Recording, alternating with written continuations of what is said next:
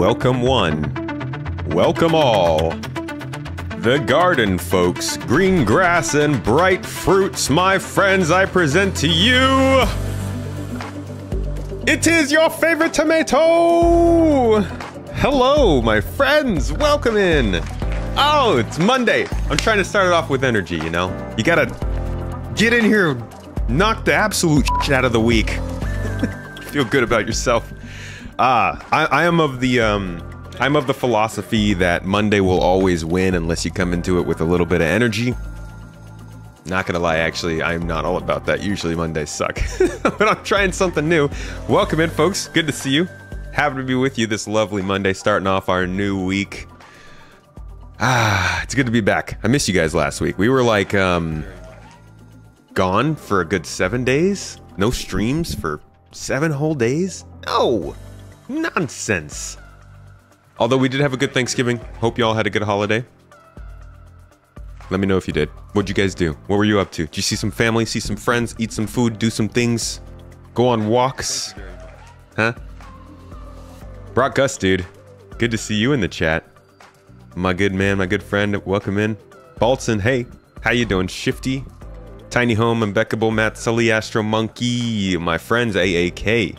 Arne. So cool. Welcome in, fucks. Fucks? Welcome in, my good fucks.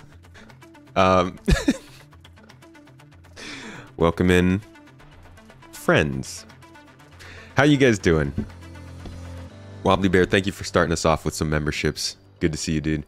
Did a lot of stuff and also did some things sometime at the same time. Vast, and that sounds like a good time, dude. Stuff and things. Lord Skippy, good to see you. Mrs. Tomato, as always. Love you. Crazy Ivan. How you doing? Welcome in, buddy. Blackish AAK. Oh, it's good to see these names. Folks, it's been too long. 7 days is too long now. What's happened? What's going on? This is strange. It's like I enjoy this stream. Not to say I didn't used to enjoy it. I've actually always enjoyed streaming, but really it wasn't up until like maybe the last 18 months or so that it started to really vibe and thrive. Oh God, my feet's.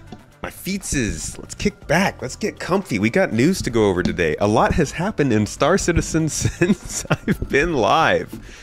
Oh my God, we've got some things to talk about, folks. Sheesh, what happened? So they released a new concept ship, right? We got the Anvil Paladin. I think I saw it popping up here in the background. New Anvil Paladin is out.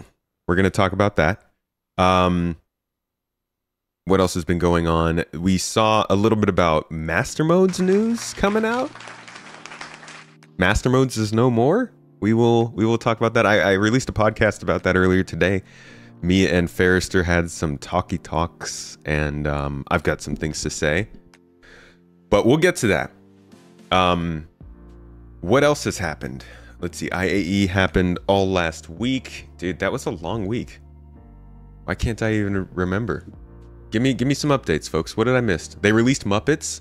Yeah, I saw that. They also they introduced freaking the guy who voices Jax McCleary. That's awesome. Did a little interview with him. That's good fun. 2 Guardian commercials. No Guardian. 2 Guardian commercials. Was there a second video about that thing?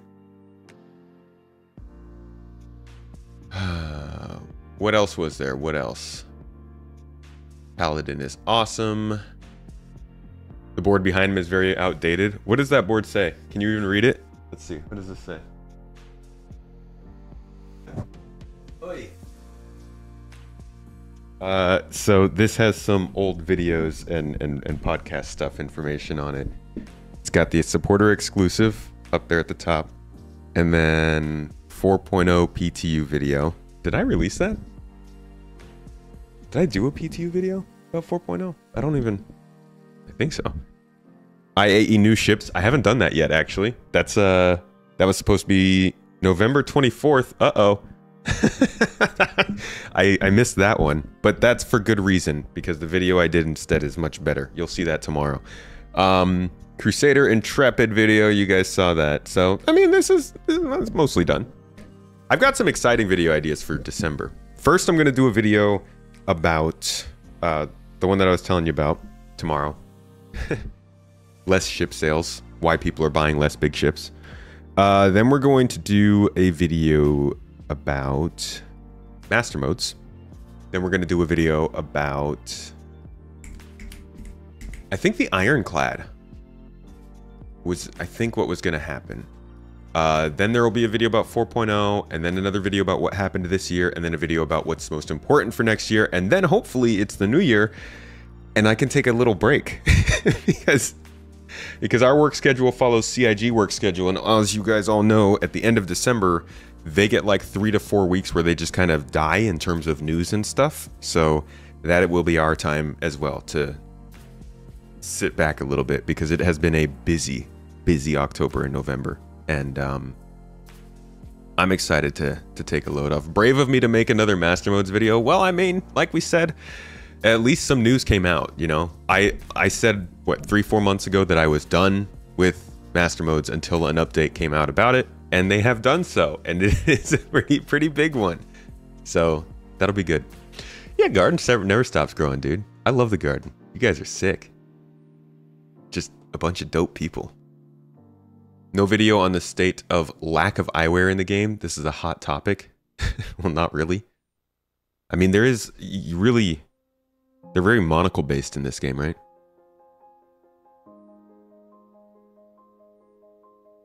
Star Citizen's been going, brr. You had 2 surprise videos that you pushed to make. Yeah, and I think they came out okay. Could still do a new 4.0 new ships. I'll be covering that. Yeah, I think maybe I'll do a video on the Guardian. I'm really excited to introduce a new video series to you folks. Those of you who know Cass, he does a lot of our graphics stuff, and we've done some work together. He did like the intro for like the videos we do. He makes that kind of stuff. We've been working together on some stuff to try and get better renders of ships that we could use to make some more detailed ship videos for you guys.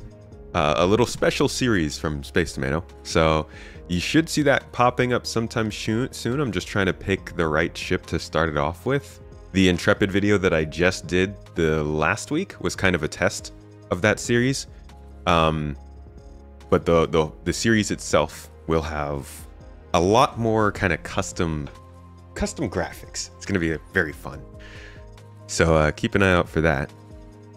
But also, I don't even know why I got onto that subject. Oh, because we were talking about master modes. No breaks. Yeah, we take breaks, dude. It's gonna happen. These last couple months have been crazy, but I've loved it. It's been exciting. Was there anything else I missed, or do we know? Was that everything? Was it just the just the Paladin and the master mode stuff? Let's see, they've released the Polaris. Yeah, that's really all they've released in terms of YouTube.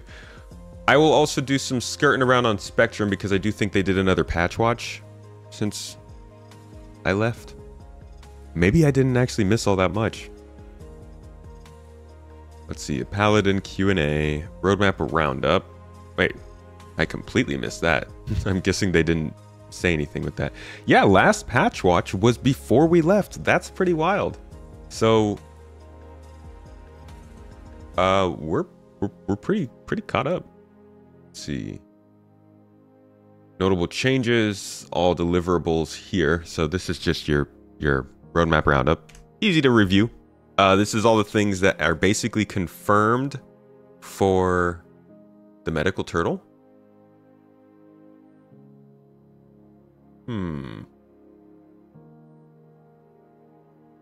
Did the medical turtle come out since I left? I don't think so. Does it count as break if you spent the whole time fighting with people in YouTube comments, Reddit, and Twitter? Hey, I didn't fight with people on Reddit, okay? I don't know why. It's Reddit. But yeah, I need to stop going in my own YouTube comments. I released a clip from sheesh. I released a clip from our podcast last week, me and Croncy. And it made people more angry than I thought it would. And I think people misunderstood it. And then I got into back and forths with people about like how they're misunderstanding what I'm saying, and I just need to stop doing that because it's not worth it. I think the majority of people understand what's going on, and I got people angry at Croncy. Dude, like, what? Why are people angry at Croncy? He said the same thing. What he said is not controversial. It's not. I literally pulled a quote directly from the video and made it the headline. And people took that to think the whole clip was negative. So I don't know. I don't know. What's crazy? Hate baiter. Genuinely, okay. Why is my own wife booing me in the chat? Genuinely, okay. That was clickbait. Yeah, like I'm not ashamed about that.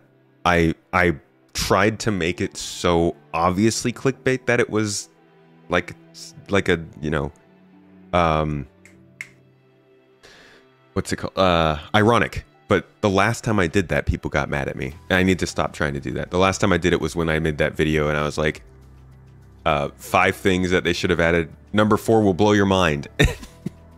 And people were in the comments like, well, number 4 didn't fucking blow my mind. I'm like, okay, all right, no more of that. So then I put a video, for those who don't know, I put a video on the second channel. And it says something along the lines of like, Croncy is the rudest he's ever been to solo players. Which is like, what does that even mean? That's clickbait. That is legitimate clickbait. But it is a quote directly from the video in which he says, this is the rudest I've ever been to solo players. And you know what he said that was rude? He said, there's going to be gameplay in Star Citizen that isn't made for you to take on as a solo player, and that's tough. That's that's what it was. That was the rudest he's ever been. So I took that to be like, that's not rude. Right? That's completely normal thing to say. So that's why I used it as the title. And people have gotten just pissed. So there's me misunderstanding the internet again. Luna Maria, thank you for the super chat. I appreciate you. Hello, 07s. It's always good to see you both. I hope you're doing well. Hope you and the fams are doing great. I hope things are going well for you and the baby. And thank you for being here. Happy Monday to you. Yeah, Croncy is also never rude. Exactly. Like, had you laughing. I'm glad at least some people get the joke. Yeah, it was his words. It was the rudest he's been. Like, I took the quote directly from the video. But I am blown away. I think people are very worried that a game, including multiplayer aspects, is going to automatically start to put all of the best content behind the multiplayer aspect.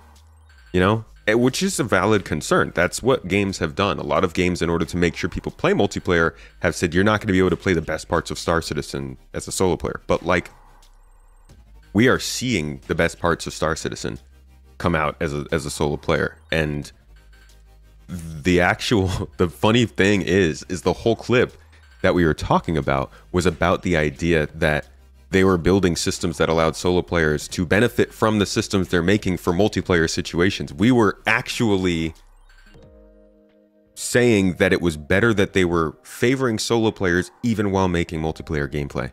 And I feel like people missed that point in the video. So I gave up at one point and I stopped returning, and I actually enjoyed my break. And that's why we had a fantastic time over Thanksgiving break, because I spent all of my time fighting on my YouTube comments. Yippee. Don't think there's anything wrong with your humor or understanding of the internet. Issue is you're going to see a lot of tourist types with no context miss the irony because the game isn't out. That's possible. People also are just very serious. Like, sometimes you miss a joke. That's fine. I'm not going to blame them. That's whatever. And it's YouTube comments. Not like they're mailing me letters. Although that would be, I honestly, if anybody took the time out of their day to mail me and Mrs. Tomato a letter, I'd be like, wow, thank you. Even, I mean, you thought about us, you know? You're giving us a whole bunch of your attention for that one. You got dogpile about the solo players in your comment section. I don't know why they are so worried so much. Like I said, other games have pushed solo gameplay out in favor of multiplayer gameplay, but Star Citizen has always been very solo player focused. Not in the sense that like they're not building things that can be done by multiple players, more in the sense that all the missions we take are generally not missions that you are spec'd out of if you go into solo. Like they've really not scaled missions up a ton so that you need a group for all of them. Bunkers, investigation missions, box delivery missions, even cargo missions. A lot of this stuff has always worked well for solo players, and I think they can see that balance slowly shifting. And it worries you. A delay in service because of the holiday. Hello, George. Is there a chance to see Pyro at live this year? There is a chance. There is definitely a chance to see Pyro live. This is an MMO. It should be a multiplayer game. I mean, it is in the name. Yeah, that opens up a whole nother bowl, dude, because a lot of people, you know what? Here's a good opportunity. A lot of people will be like, MMO was not part of the original pitch. And you'll get into this back and forth about what the game was always supposed to be. And, you know, oh, was it Star Citizen with Squadron included? Was it Squadron and then Star Citizen was put on? Was it both of them together in one package? Was it supposed to be multiplayer? Was it supposed to be co-op? All of this. You can, like, interpret this all whatever way you want. The bullet points here do not say MMO, right? And that's what some people will point to say, oh, it's not supposed to be an MMO. But let's see if they just Control F. MMO does not pop up on the Kickstarter page. So I think that's what a lot of people try to take to be like, oh, it's not actually, it wasn't supposed to be an MMO. Games can't change over 11 years of development. They'll never change the idea from the original Kickstarter. Which to some extent you can hold them accountable to that page. I mean, I reference this page plenty because I think the details are important. But I do think that they've kind of changed the scale of this game in terms of the focus on multiplayer gameplay. And that's, I think, a large part in because they split the games apart, Squadron and Star Citizen. I think once they did that split, Star Citizen was pretty much a full-on hardcore multiplayer game, if not an MMO. But, you know, it was always meant to be multiplayer. It's just a matter of like how much were they wanting to push it.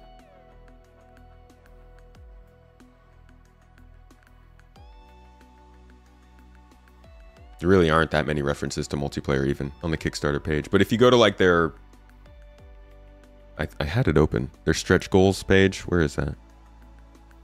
Stretchies. There you are. You go to their stretch goals, like you'll find plenty of stuff that's more about this kind of this thing. Multiplayer stuff, ammo. Actually, it's a lot of, I guess a lot of places, a lot of words have the letters M, M, and O next to each other. Huh. What would I search? Persistent? No. It says moddable multiplayer, which I do think is what Arena Commander will probably turn into. Watch his pitch video.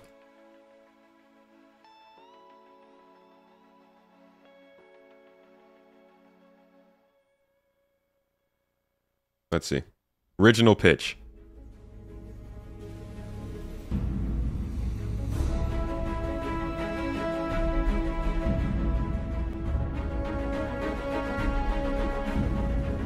Okay, I'm just gonna go to where Chris talks.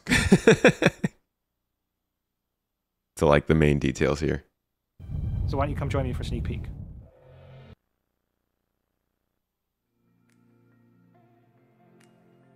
Is that page still up? Yeah. Still up there. Still kicking around. AAK, Blackish, thank you for the subs, by the way. I don't know if I got that, but appreciate you. Especially for that tier 1. I think we missed the goal, unfortunately, in November to try and hit that Partner Plus goal that they try and set out for us on Twitch. Looks like we are still at 50%. Hopefully we can get there. Oh, no, sorry. We are at 7 out of 100 for the month of December. So I'm not sure if that means our 3 months. Yeah, that means our 3 months start over. So I do appreciate you a ton, anybody who did sub and supported us last month in trying to do that. But that's that probably means, I mean, January is pretty slow and February is pretty slow. So that probably won't happen then. I got Wobbly Bear's memberships and appreciate him evermore for it. Does it count if you unsub and resub? I don't know. Game in the system. I'm sure Twitch hasn't thought of that yet. But thank you both for the subs, Blackish and AAK and Maverick for the bits. Appreciate you guys. All right, Chris, what was the original idea? What I'm building, the Star Citizen and the Squadron 42.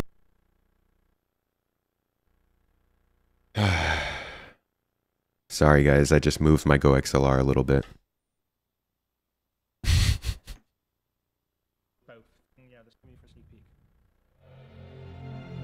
Let's try that again. What I'm building, the Star Citizen and the Squadron 42 combination, you essentially have both things available to you. So Squadron 42 is the sort of single player experience where you are getting missions. You're in the military, so it's not that open world because you're going to be going AWOL if you decide you want to go after some other planet. So the idea of it is you serve a campaign, you fly missions, it's branching just like Wing Commander was, and you have exactly that Wing Commander experience with the added bonus of some multiplayer and your friends be able to sort of co-op play with you as wingmen when you fly your missions. But when you finish your tour of duty, you muster out and you're in the wide universe, and then it's open world. You can go where you want, do what you want, choose who you want to be. And the other thing that's nice about this is you don't have to do Squadron 42. You can get into the Star Unit. You can basically decide you're never going to go fight in the military. You can decide that I'm just going to be a merchant or I'm just going to be a pirate. I think what we're talking about here has everything that made Wing Commander great and has everything that made Privateer and Freelancer great. It basically has both things, and the single player sort of military campaign side sits inside this whole universe in a holistic fashion. The idea is... I really need to play those games. This would have been... This would have been crazy. This isn't 2x speed. This is like 1.25. This is it would have been crazy if they had gone with this idea, If Squadron was like the type of thing you could pick up inside of the Persistence universe and just go off into the campaign, still being existent within all that stuff. Is that it should be dynamic. So I've talked about sort of the universe being a living entity and something that's always changing, and it's going to change based on the player's action. So things that players do will have an effect on the universe, and they'll also be able to become part of the universe. So a good example is, say, a player that's an explorer and they explore around enough time and they find a space anomaly and then they manage to navigate and jump. That jump point and the system that they've jumped into will get named after that player. So like that player becomes part of the... Dude, I think this is what makes everybody think that's exploration. Whenever you ask people what they think exploration is, not whenever, but a lot of times you'll ask people, they won't think of surveying planets or finding things in caves or reporting back locations of resources or derelict ships or space stations or asteroid bases. They think it's finding new star systems. And we'd have a problem if everybody was finding new star systems all the time. That's, honestly, that's why you play Elite Dangerous. That's what it's good for. That's not the only thing it's good for, but that's a really good one. Is the exploration is a lot more grand because you can discover things people have never seen that are full-on star systems. And Star Citizen, I mean, you'll find some transient jump points here and there, maybe, but a lot of the exploration is going to be around resource and location acquisition. So prepare yourself. Guess that wouldn't really roll off the tongue as well in this video either. History and lore of the universe. And on top of that, we're going to be dynamically adding content to this universe. I'm not interested in having yearly updates. We'll have a team of people that are adding content on a weekly, every 2 weeks basis. So you're starting the system and you're starting the game and it's got 50 star systems, for instance, and 2 weeks in, a jump point's discovered for another system and someone navigates it and bam, we've got a 51st system. And nice. Star system every 2 weeks. Let's go. So on.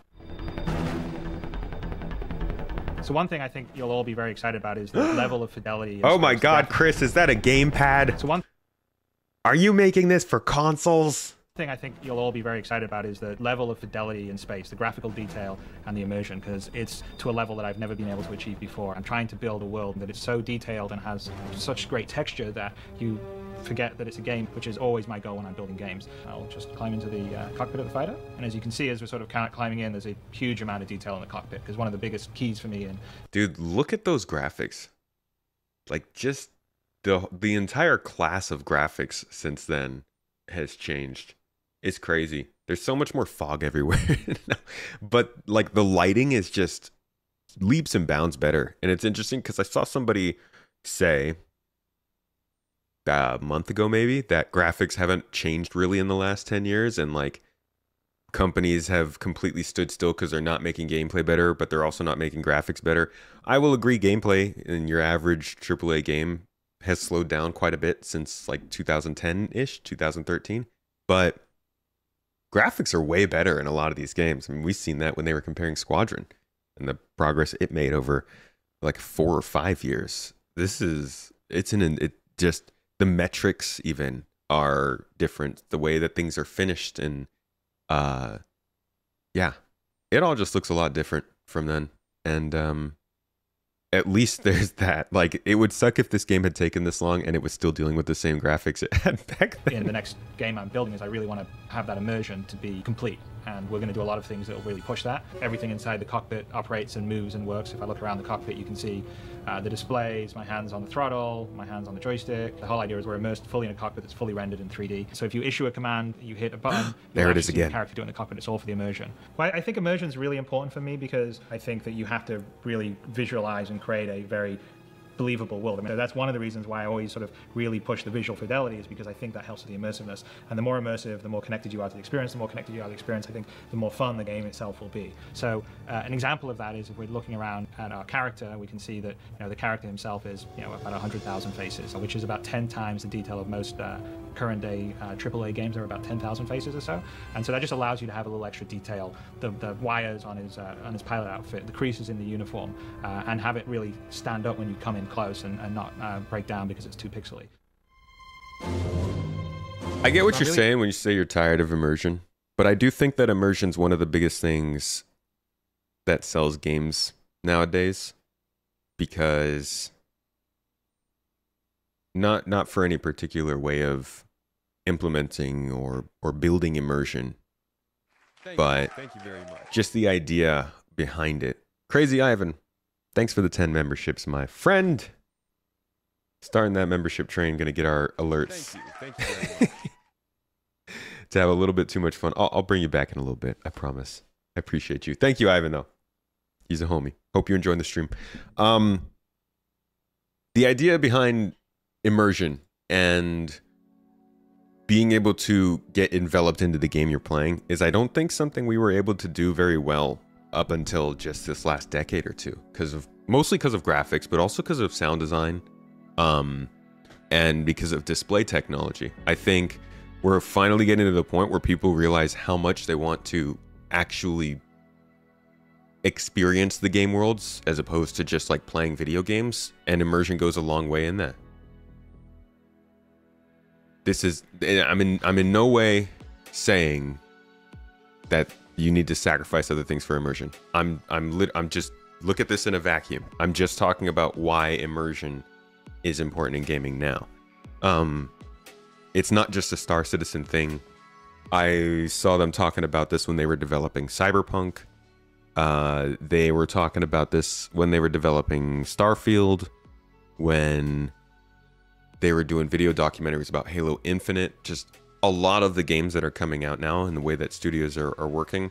You could probably say that some of it is because they're just trying to like sit back on this idea of immersion to sell the idea of the game.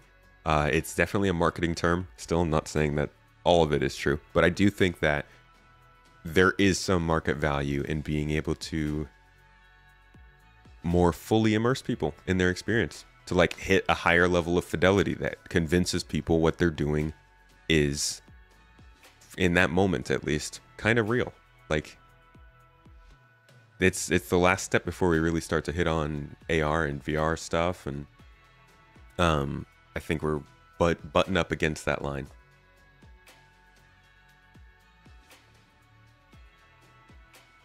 Yeah, a lot of immersion is atmospheric, but that the atmospheric bit of that is, in my opinion, mechanical in its delivery. The sound system, the engine behind it, how all of that stuff is built and meant to work together. A rope system, for instance, in Last of Us is going to work a lot different from a rope system from BioShock. And that's because of mechanical systems driving something that essentially, I mean, I guess the rope has some mechanical function too, because you can use it to tie things down and lift them up. So, not a great example. Honestly, one of the most experiences for me, immersive experiences for me, I think, is probably BioShock. Because that game did something with water that we hadn't really seen much before, at least at that scale.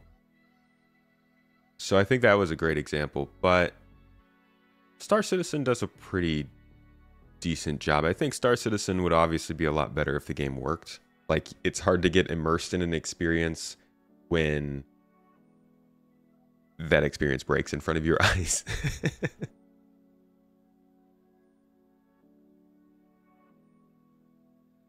Right now, you think immersion's killing some gameplay? Where would you say that's happening? BioShock was a great game. Loved that game. And I loved all of them too. I think number 2 was probably, maybe number 3 was my least favorite. No, I think number 2. I actually liked Infinite more than I thought I would.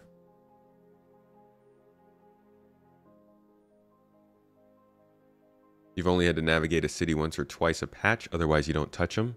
You'll have to be in Orison a lot more after the wipe enough, though probably. Getting parts and stuff. Takes at least an hour to firm up and get some action. That's not really game design though. That's just a broken game. The game is designed around immersion, but it's not going to make you pay for that. I have a video about this for... Oh, Drunken Idiot. You can watch it as a member. There's a exclusive video about it. The time sinks one. Basically just the idea that, like, the way that we start up in the game right now sucks because the game doesn't work. You're not supposed to be starting up from a city. You're supposed to start up from your space station. You're supposed to be able to hit a single button at the suit locker and get all your stuff up. And be able to get everything on your body within a minute, a couple seconds. And then get over to your destination because there's plenty of missions and you don't have to fly across the system to do your bounty. Most immersive game for you that helped gameplay was DayZ. Oh, that's a good example. It takes you maybe 10 minutes to get geared and ready to go in Orison. Depends on if I have the stuff in my inventory or not. But if there hasn't been a wipe in a while and I'm just casually playing, I could get started within 2 to 5 minutes. Just got to store stuff, you know. Which right now, don't do that because there's going to be a wipe. But when the time comes, there are tools to make sure that you can play a lot faster. Hello, Mrs. Tomato. Okay. We were watching a video, and I got completely distracted. Let's get back to that. If you guys have any questions, by the way, please feel free to type them out with the word question in brackets. That'll just more easily let me pick it out from the chat. Had to dial back long immersive animations like climbing into ships and putting on the helmet. Yeah, the climbing in the ships thing. They also said they were going to include a faster animation for climbing into ships, didn't they?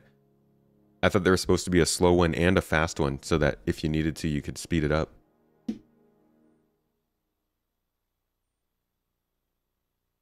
Even the 1.0 didn't really communicate the point of CIG well enough? You don't think so? Like just the idea of the game loops, you mean, Lucid?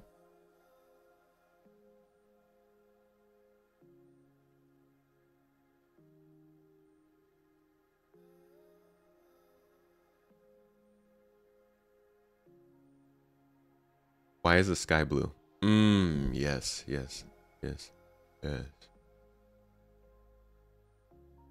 What would incentivize using the slower animation? RP, machinima? Yeah, just not caring. The idea would be more that it by default it's slow, but if you need to, you can speed it up in a time of, you know, rush. Same idea as like a walking animation versus a running animation. You can do either. And yeah, maybe the slower one takes less stamina or something. Why they are designed as they are. I don't even know if I know that one. I think 1.0 gave us a... No, I disagree with that. The fact that we got proper details on insurance, on warranty, on the security systems of star systems. They gave us the idea of how the guilds would work, how the stories and the missions would integrate with those guilds. And then they also included, yeah, some of the more group-based endgame stuff. But I think they did a good job of explaining what 1.0 was. Yeah, I'm not disagreeing with you, Lucid. I'm talking to Blamsmith. I think they did a good job of listing out what 1.0 was for somebody who hasn't been following, which was what they needed to do. They needed to have a place where people who don't know about Star Citizen can go to find out all the things that we have known for years because we've been following every day. It's the same reason that you have CitizenCon, to update the people on everything that's happened over the last year and everything that's going to happen over the next year based on for the people who don't follow every week and every month. Unfortunately, they don't really nail that every year, and they get a little distracted.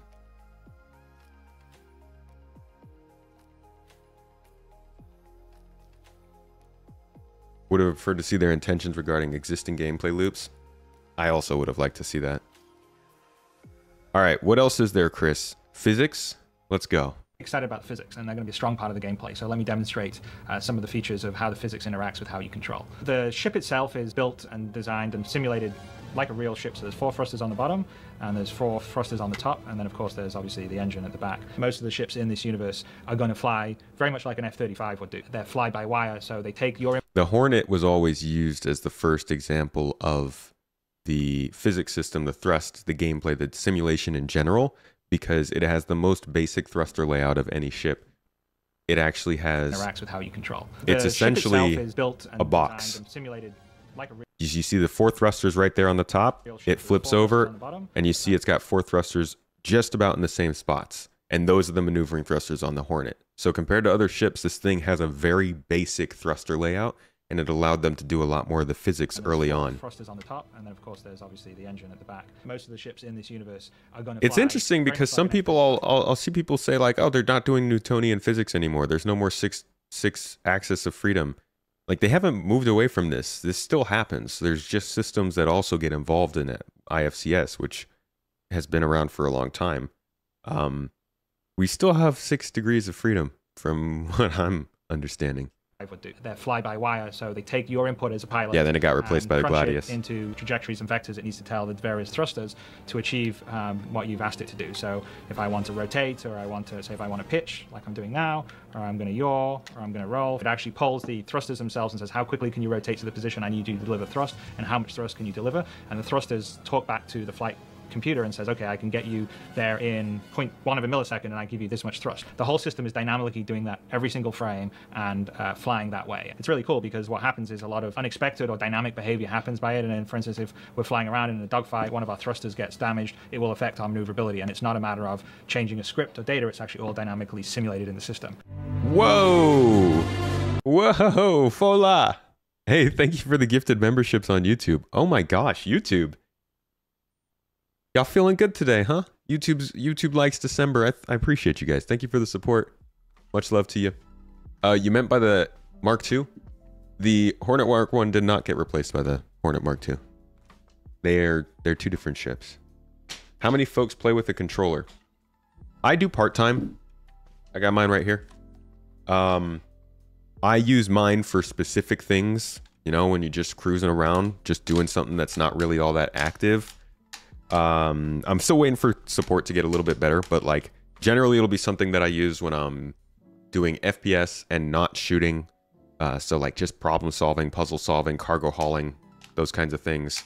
Man, I am rhyming a lot today. It's weird. Rhyming. Is it because we watched Wicked? Yeah, it was the Grinch that we watched that was rhyming. That's one of Mrs. Tomato's favorites. Yeah, I talk in ADHD real hard. I think I get it from the guy on PodSave, though. With ADHD. That is true. That's why I can't keep a thought.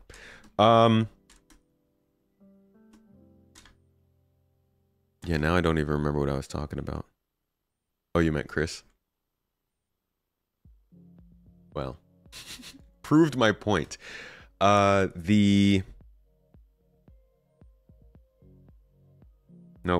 I forget. Oh, the controller stuff, yes. So when I'm doing basic stuff in FPS, when I'm cruising around in my ship, when I'm driving in a ground vehicle, and when I'm filming, I'll use the controller. When I'm flying hardcore, I'm on HOTAS, I hope, someday. And when I am doing FPS, I'll be mouse and keyboard. So I like to keep, you know, multiple possibilities. How are the default bindings on controller? I haven't used it to play in like a month, and I've heard they changed for 324, so I'm not sure. I gotta try that again. I've heard they've gotten better though. How was Wicked? Pretty solid. I had a good time. Yeah, it was a fun movie.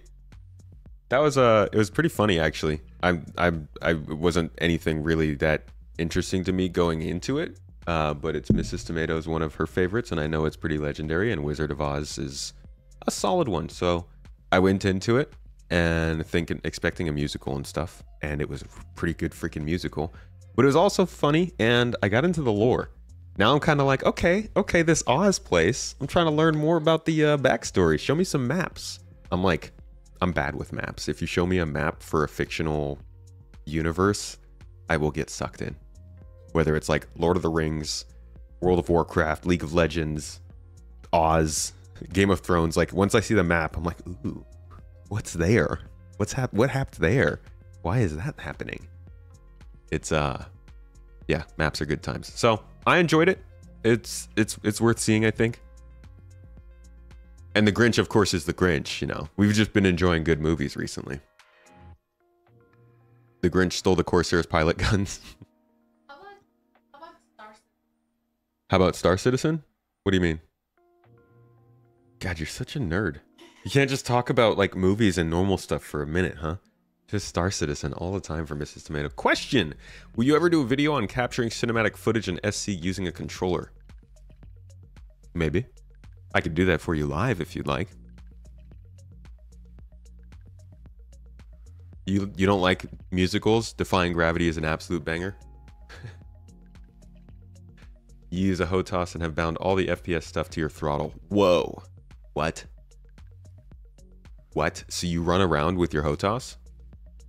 Like, you out here like pushing a throttle back and forth to move the box around with your tractor beam or what?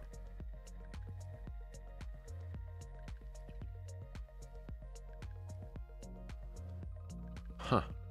Stick and mouse. That's interesting. Okay, sure. Some of us live life on the edge. Good for you guys. Back to scale. Chris, tell us about the scale of Star Citizen. So here's a really great example of the level of scale. I'm going to walk out this corridor and... Brother. Okay, Chris. 2012, Chris. You have no idea. He doesn't even know. He's like, scale. No, dude. Nah. Onto the flight deck. And as you can see, it's I mean, I guess they had already done the Bangle, but like they did not have planets back then. Huge. The carrier that's in the prototype level is about 1 kilometer in size. It's full of activity and spaceships and people. So one of the things that I'm the most excited by the technology we've been working on is the ability to scale. So we have detail for scale at a human level. So our character's about 1.8 meters in size. Then the same level of detail for a fighter craft that you'll fly, or a bigger craft, which say this fighter craft is 27 meters in size. I'm building a game and a universe that's essentially the universe in the game I would like to play. So it's for gamers like myself. So I wouldn't say that I'm a social, casual gamer that plays Farmville. I mean, I like sophisticated experiences. Well, I'm picking PC over console because PC was what I always used to do in the past, but more importantly, it's because PC is an open platform. PC is always constantly innovating. I really care about the PC. I really want to push the PC to the limit. I think it's a great game platform. I'm really actually quite sad and angry about the situation right now where it sort of feels like, you know, PC games and PC gamers don't get any respect. It's the medium that is the coolest and the most powerful, and that's really why I'm focused on PC. We're going to allow users... Dog, you better stick to that. Now, there's a lot of people who will say because they focus on making sure that gamepads work, they're going to console. I think that's bullshit. And I do believe that Squadron 42 might end up on console at some point. But 100%, the goal of making the game playable on a gamepad is not so that it can go to console. It's so that people can use gamepads. Okay, let's put that out there. That being said, I do hope that he continues to stick to this idea of making sure that it is something that utilizes how well computers can run. Like, I still want this to be a bleeding edge kind of game when it comes to graphics and physics and all that kind of stuff. And I hope they continue to target what PC can do. Right now, I don't think they're going to console, but I want to see them continue to target the absolute higher limit with this game. That doesn't mean don't optimize it. Definitely optimize it. Get into a place where your mid-range PC can run it, but just make sure that it also can extend to run and challenge the highest level of hardware. Huh? Last month? Yes.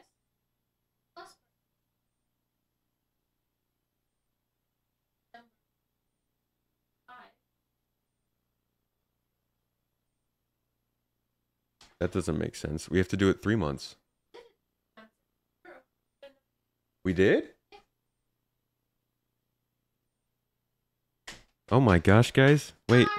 Mrs. Tomato is reporting that we did hit the Plus program? Yeah. And we did do it for 0.7. Holy crap, we did it for 3 months. Yeah, until next year you get Plus program. We got the Plus program, oh my god. We beat Twitch, everybody. This is until December 2025. Until December 2025. Yeah. Whoa! For a year. Holy Twitch crap. really And they freaking did it for a whole Honey. year? What? That's sick. Dance for Twitch, Thomas. Nice. Thank you guys. That's awesome. Whole bunch of dancing. Here's some dancing music in chat for you. No, this is not dancing music. This is horrible. There's your dancing music, everybody. Enjoy it and dance to it. Now here's some dancing music for you. Nice, dude. Good job, everybody. Hey. This is like the one non-dancing part of that song. There it is. Nice. All right, cool. So I don't even know what I was talking about before that, but thank you, Mrs. Tomato, for the for the good news. Back to scale. Users to design some spaceships and build them and submit them, and if it passes the standards, then it can get sold in the ship dealers on certain planets, and you know, maybe the person that built that spaceship will be earning money from other players that think that spaceship's cool and want to pay them for it. So one of the things that I like about crowdfunding is cutting out the politics and the noise of the big publisher, and you're dealing directly with the people that want to experience the game that you're making. So one of my main goals whenever I make a game is to really immerse you in the world and universe. And I think you've seen that on what we've been even trying on the website today, and this visual prototype is a demonstration of the direction that I want to take and will be taking. With today's technology, I can do that to a level that I never could have done when I was making Wing Commander all those years ago, or even Freelancer 10 years ago. And it's actually really exciting. I feel like I can do something that has the fidelity of a film, but real time, and I'm in it, and that is my dream. Hey, he was open about it. All the way back then, he was open about it. He wants something that's like a film. Because it's like they try to make it like a film. That they do. What is Star Citizen? Star Citizen is a single player... Type of bread. A single player story-based top-down RPG in which you move around a village, cracking jars, picking up green rupees, and killing monsters. That's Star Citizen. Have you tried using the Polaris to bombard something on the ground? I have not yet. No, I've only been killed by the Polaris. Hi, Chris. Looks a little sweaty. And I would like to build a universe with you. His not subtle disdain for what happened with Freelancer. I mean, it gets mentioned all the time, right? Freelancer this and Freelancer that. Yeah, but what about my Starlancer, huh? Oh, is that Donkey Kong? My bad. I thought that was Mario. A JPEG NFT program with an unrivaled 10-year income growth that rivals Wall Street. Wait, how could it be unrivaled but also rival something? The Ghost 2 is going to get nerfed. It's stupidly dangerous with a fit that no one saw coming. I'm sorry, I don't understand some of those words.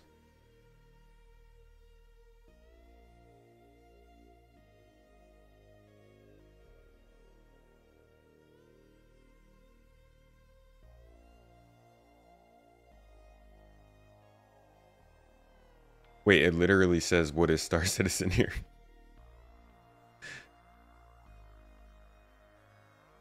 Oh, that's why you said that in your...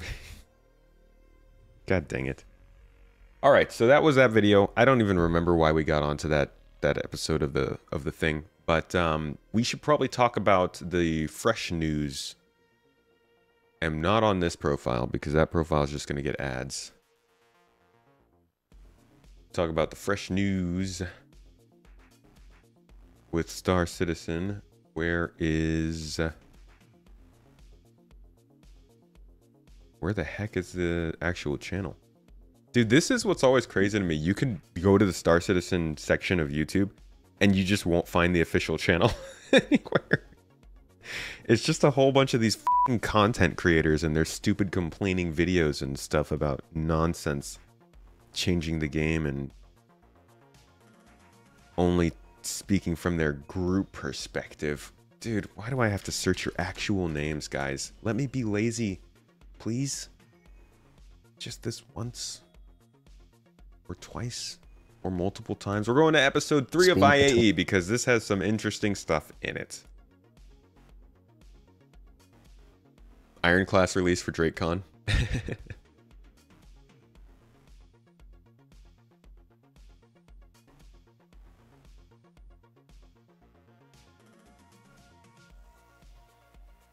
YouTube does not recommend official channels anymore. This is weird. For years, if you searched Star Citizen, it wouldn't bring up the main channel, like YouTube hid their channel. It still does that for me. Actually, no, it brings up the channel, but it doesn't bring up their videos. All right.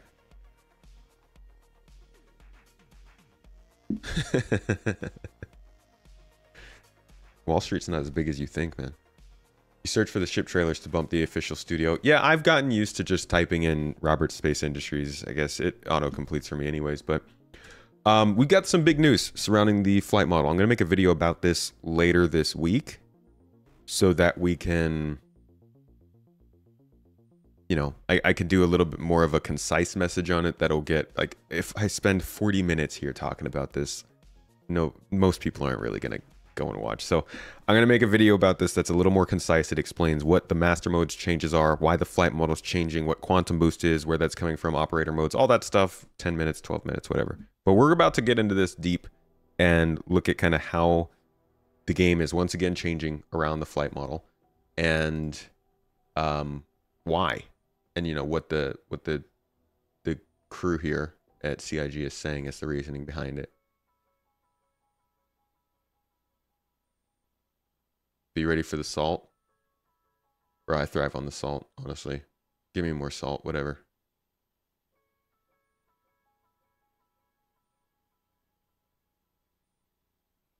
Healthy.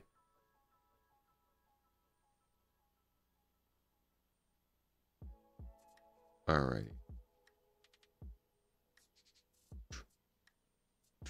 Okay, there we go. That's the Idris in the room here. Master modes. We'd been talking about master modes for quite some time. We've been building it up as the big savior of the spaceship combat experience. Okay, right off the bat, we're already getting derailed. Here we go. Space Tomato style. Let's go back. Oh man, how much do you hate it, huh? Trust me, it's worth it. We're going to go all the way back to when Master Modes was introduced. It's like 2 years ago, I think. Is it 3 years ago now? This guy. Toes. 2 years ago. This is back when David Coulson was still there too. Hey, thanks for the subs, Shogi. Hi, my name is Yogi Klatt. I'm a gameplay programmer in the vehicle feature team. I'm here with Rich Towler, David Coulson, Jed Talbot, and Johnny Young. And today we're gonna talk to you about the upcoming changes to the flight systems and the combat systems, which are done specifically for Squadron 42, but which will eventually find their way to the persistent universe.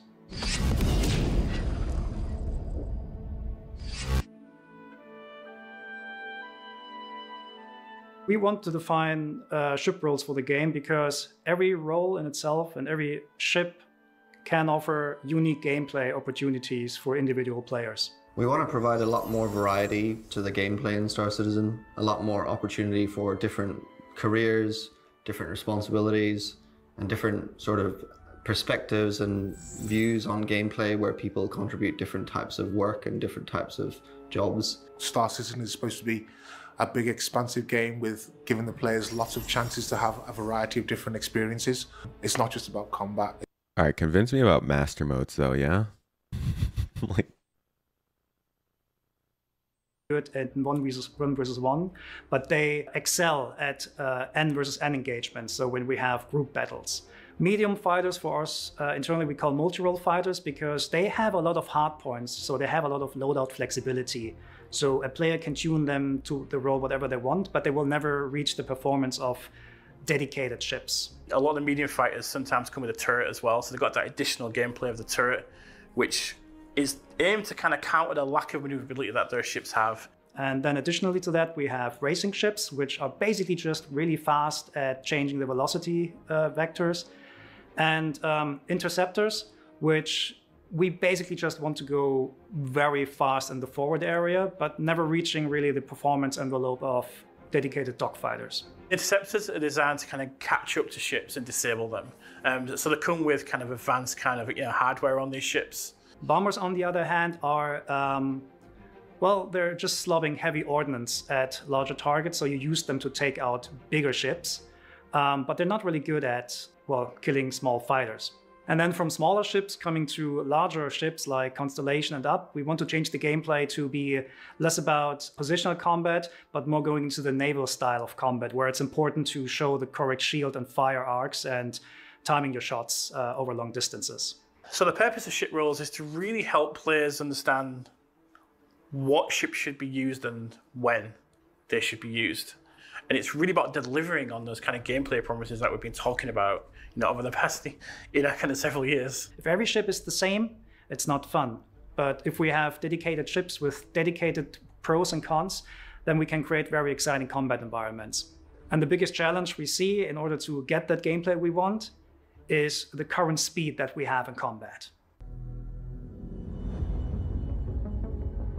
It's a subject we've talked about many, many times in the past. And it's something we've tried many things with. We've tried limiting things at speed, we've tried adjusting handling at speed. We've tried so many things to kind of manage the negative impact of speed on combat. Okay, this right here, that was a call for help. That whole sentence was literally them being like, please, please, nothing's working. It's a subject we've talked about many, many times in the past. And it's something we've tried many things with. We've tried limiting things at speed, we've tried adjusting handling at speed. We've tried so many things to kind of manage the negative impact of speed on combat. If you go back in the roadmap, you can actually find the proof of this. You can find the pudding. The pudding is there, and it's not tomato flavored. Thank God, that'd be gross. You go back to, I think it's 310. And you've got high-speed combat here. Ship systems will suffer the strains of traveling at high speeds with maximum velocity, resulting in the restriction of some player options in the cockpit. Huh. Restrictions from high velocity, you say? Sounds a bit like nav mode. Huh. Creating a vulnerability that will push players into engagement at lower speeds. Huh. sounds like you're trying to get people to go into, I don't know, maybe like a space combat ship combat mode, SCM. I don't know what SCM stands for. SCM mode. This was a big attempt on their part to try and get people to naturally stop flying fast during combat. And they did this all the way back in 2020. They also did a couple other changes during that same time, like thruster efficiency curves. They changed the targeting methodology for how UI worked when you were doing that, turret and gunnery improvements. Basically, this was their first attempt at what they did with 323, which was to make turrets work better with slow combat ships when you have big ships around small ships. And it didn't work. The players didn't care. We continued to fly fast because the game allowed us to. There weren't enough deterrents. And I honestly think that if they had added more and more and more deterrents onto the flight model in order to get people to not fly fast during combat, they would have dealt with a whole bunch of complaints from that too. I think no matter what they tried to do, whether they did this artificially to slow speeds down or they did it naturally to slow speeds down, they were going to get a lot of complaints about slowing speeds down. They could have said, if you're flying too fast, your weapons literally will misfire and people will be like, that's crap, don't do that. If you're flying too fast, your thrusters will take too much damage and start to degrade faster. That's dumb, don't do that. Like, this was going to be painful either way, but I do wish that they had gone harder with this kind of stuff. I wish that we had the chance to see this impact engineering, impact power management, in atmosphere, it impact control surfaces. My problem with what we're about to go over in this update that they're going to talk about, they're going to say that from here, when they said 2 years ago that they could not get the speeds to slow down naturally based on the changes that they've made. We heard it here. He said it here. Negative impact of speed on combat. When ships... He said it right there. To here, where they have now tried to force it instead artificially, much like hover mode did back in the past, and it hasn't worked. I feel like if we had gotten to do all of the other stuff first, maybe that wouldn't have been necessary, but we didn't get engineering until just now. And I'm kind of wondering, maybe could you go back and try that? I do think the one reason that they don't want to do that is because the balancing is going to be crazy for all the different ships, all the different components, and the variability of a power management system, all dictating when people can or cannot use their weapons and shields and quantum. Is going to be really hard to get the whole idea of that figured out and be able to keep track of all of that. So I can understand them not really wanting to tie it into the engineering system, but I also feel like Master Modes did not get the chance to work that it seemed like they wanted to. But you know what? Maybe with all the noise and complaining, not calling you guys noisy, saying like general complaints from every direction is just feedback noise, right? That messes with your communication. It makes things more complicated. It makes things feel like there's more going on than not. Maybe that got loud enough to the point where they were like, you know what, let's just cut Master Modes back and redirect it a little bit because it's not working and people are turning on it. Turning on it, people are choosing not to play because of it.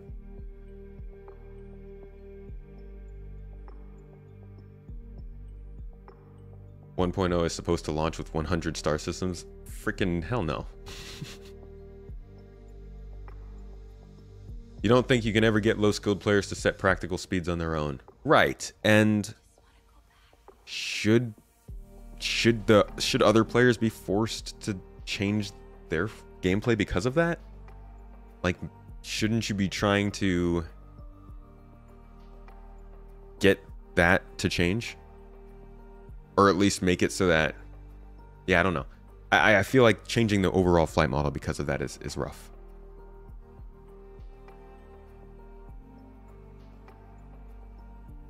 Yeah, bearded fellow, hosting the funding goals is not gonna... they're not doing that, man. There are plenty of funding goals that have been actively and 100% acknowledged as not being upheld anymore. Blackout should be used to limit speeds rather than a mode. I think blackout and power.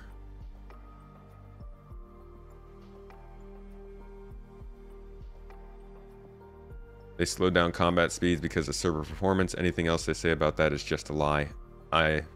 You can have your opinion. It's not a fact. How is that any different than unskilled players being forced into PvP? How is that any different than unskilled players being forced into PvP? I think unskilled players will at one point be forced into PvP. And I think that's probably going to be part of the game. I think there should be tools to help players prepare for that.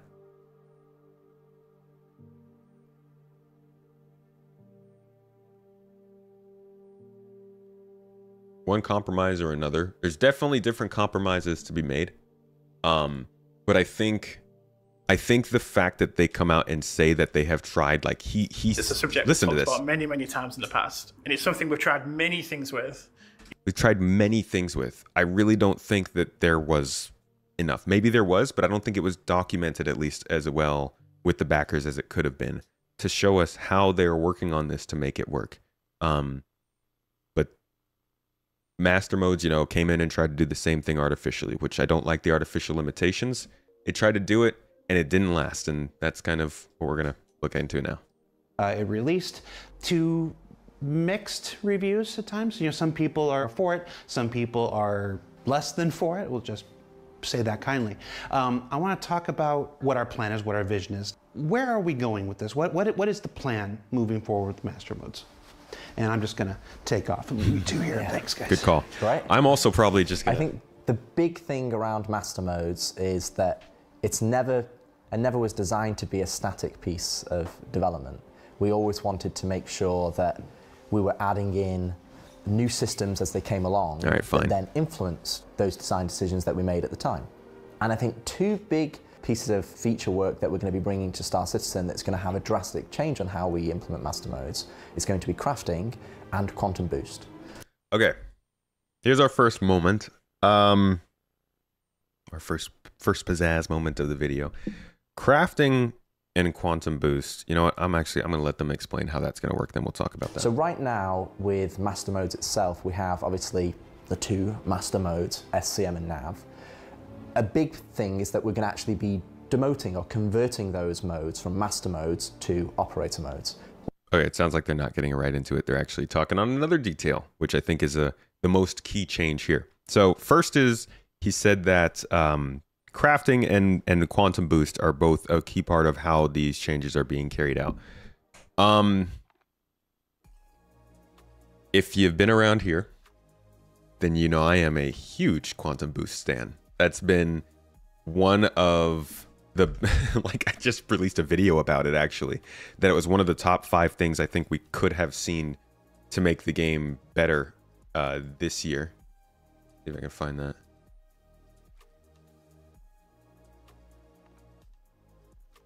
This video here. One of the things in here was quantum boost at 6.5 minutes. This quantum is something we've known about for a while from last year at CitizenCon. It was the new way of traveling some sub 50 to 100,000 kilometers at a time. And it would basically allow you to free travel in any direction.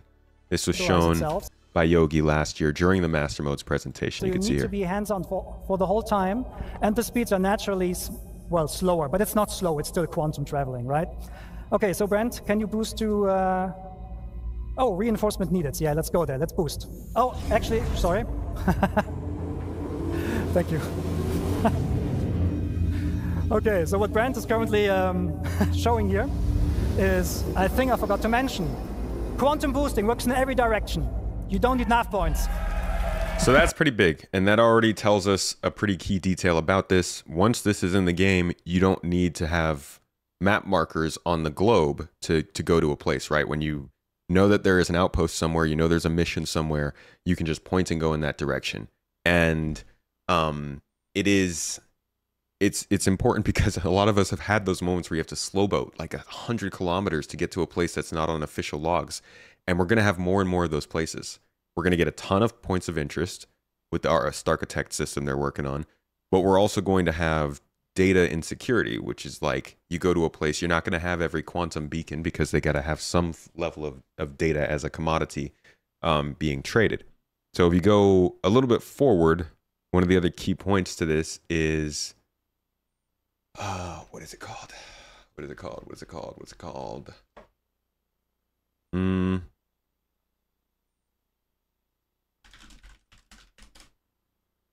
I just typed in Star Citizen twice for that one, but it works out.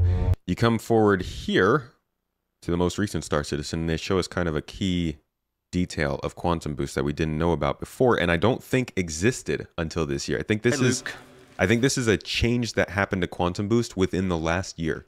In between the presentation that we just watched from last year's CitizenCon and this presentation, I think this changed to the point where you can quantum boost right here in atmosphere. They have not talked about this at all. They didn't really give us this idea last year when they were talking about quantum boost, and they also don't make a... They didn't make a big point of this even this year while talking about it. But it does seem even, you know, this at this point, I thought this was maybe inaccurate, or possibly they're stretching the physics a little bit, because normally I would think quantum boost would start at the same point that normal quantum travel would start, but they're showing us doing it all the way down here below clouds. Maybe that's just something they're doing for like this scene or this video. But then we get back to this video, you're going to hear in a couple minutes, he's going to say, quantum boost will go all the way down to the levels at which we are currently traveling in nav. So they are working on quantum boost to be something that can happen not just in space. And I think that's interesting. Quantum boost will be something that really shortens that time that you spend traveling in atmosphere, even down to cities, from outposts, whatever it might be. This is carrying us further into the videos. And I really actually hope that that means also maybe, possibly, they would scale up planets. Because they've talked about possibly scaling up planets recently.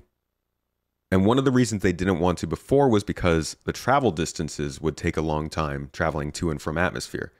That won't matter as much if quantum boost carries us slower. So this is all copium. This is speculation. This isn't confirmed. There's no reason that this might happen. Well, there are reasons it might happen. There's no reason to think it will. But I have my hopes, and I'm hoping that planets might scale up because it seems like quantum boost is carrying us deeper into atmosphere. Either way, let's let them talk a little bit more about crafting before we get into that. What that inherently means is that we're still going to have a mode that is dedicated to fighting and having combat. There is going to be a mode that's dedicated to your quantum. But we're going to be removing some of the fail-safe restrictions, yes, that had when you switching between these modes. We're going to be moving towards one cohesive speed between all operator modes. That speed is going to be more akin to what you'd imagine SCM speeds are now, but there's two big, huge caveats that come into that. First off is crafting. So crafting will allow you to upgrade your ship and to tier 1, 2, 3, 4, 5. So if you want to have combat at higher speeds, if you have a tier 5 ship and you have the best thrusters and you've specialized, you've bought an interceptor ship, that will be more applicable to those types of ships. So that gives people options to choose, like I want to have this type of gameplay versus this type of gameplay. Having that cohesive, unified speed, the one thing that we really need to address is this kind of like nav flight mode that is kind of, it sits in this very odd position in terms of you get out of an LZ and you're flying up to the space station, in atmosphere your speed is really closer to SCM speeds anyway. You're not flying at 1,000 meters a second. You can pick up start a bounty hunter mission now, be sent to another planet, and then the closest quantum point to that POI might be 500 kilometers away. And that means that, as we add more dense POIs, that's going to only exacerbate this situation because we can't have quantum markers everywhere.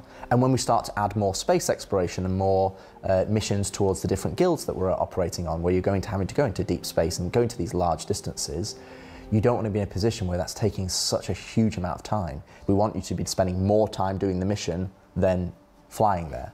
Okay. It's another key point. people constantly are freaking out that this game has too many time sinks. Like, listen to what the people who are making this game say. They know. They're time sinks with existent, expected, designed ways of getting around them if you plan or if you play in certain ways. And this is them talking about one of them. We want to make it so that Amount of time. You know, if you are in a certain position or you want to get going somewhere or you have a ship that can do it, you can quantum boost to get to a location faster. Maybe you don't have as much quantum fuel. Maybe you don't have a ship with as good a quantum drive, whatever it might be. That's where the differences start to come in. There's the same thing with being able to skip trains because you can log off somewhere else. Like, they give you ways to get around the time sinks that might exist in the game, but they still exist so that the scale and the whole fact that you are utilizing a time sink exists. Know what I mean? Like, it's kind of like when stores will raise the prices of something so that they can put them on sale. Like, you make a time sink in a game, and then you give players a way to earn or play around that time sink so that the gameplay has more value. It can go too far, obviously. Like, you can do it with money, and then it's just pay to play and stuff. But when you do it gameplay related, I think it's a really good idea. And key to note when you talk or think about the time sinks that are in the game, look for ways around them. Sometimes, a lot of times there are. And more missions towards the different guilds that we're operating on, where you're having to go into deep space and go into these large distances. You don't want to be in a position where that's taking such a huge amount of time. We want you to be spending more time doing the mission than flying there. This is where Quantum Boost comes in. Now, the way that Quantum Boost works is it connects your flight speeds to your quantum travel. So quantum travel is for flying millions of kilometers away when you have a specific quantum marker that you're flying towards. And then you've got your flight speeds, which should be, you know, say sub 20 kilometers, where you're flying around, exploring on the planet, or fighting at a POI, or doing a bounty hunting. But anywhere above that, we want to kind of accelerate that process of that navigation. And Quantum Boost goes all the way up to your top speed of SCM. Okay. I think he just completely misspeaks here. I'm pretty sure he means it goes all the way down to your top speed of nav. And then up to something else. But he says all the way up to the top speed of SCM, and I'm like, what does that mean? And Quantum Boost goes all the way up to your top speed of SCM, or top speed of our current nav mode, all the way up to essentially a 1/10 of quantum travel speed. You have this spectrum of speeds that allow you to navigate the large spaces in our game, but also then still stay true to some of the intentions that we delivered with Master Modes. Master Modes we talked a lot about, and the combat side. I'm really curious about what that means in detail. Like, they're being very, it's not exact, right? They're talking about from the current nav speed, is that 1,000 meters per second? Is that 1,300, 1,400 meters per second? Or are you using that as ballpark? Are you talking 2,000 meters per second? How do we, like, I've got so many more questions from this, which is just how this always works, but I do wonder how quickly these kinds of changes are going to be coming in. Broadly staying the same. The nav side that was the limiting factor, we often said, like, it's too fast, but not fast enough. The amount of times we watch new players go into nav, go towards a station, and then we'd be sat there going, they've not stopped in time. So I'm not a huge fan of that. I'm not a huge fan of them. Like, I don't think that even needed to be said, really. As changing the entire flight model so that people don't crash. Like, you guys know me. I'm the kind of person who crashes, okay? You don't have to.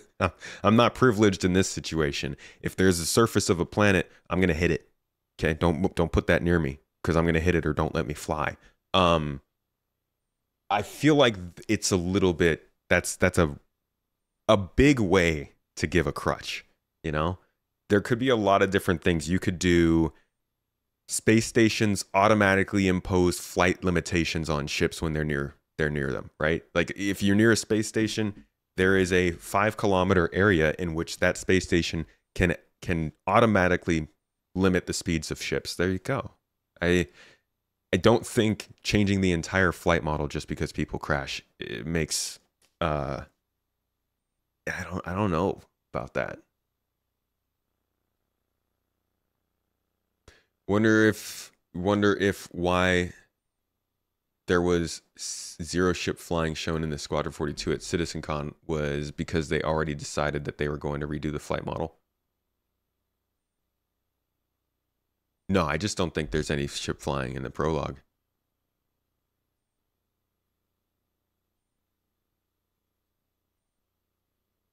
Supposed to crash into things, it's the law. You don't agree with that? That's cool. There's a part of it. It's probably not the best situation. I came up with that in a couple of seconds. But I think there's a lot of things they could do to keep people from crashing besides changing the flight model. That's not to say they shouldn't make this change. I just think that's a weird thing to say is a reason for the change, you know?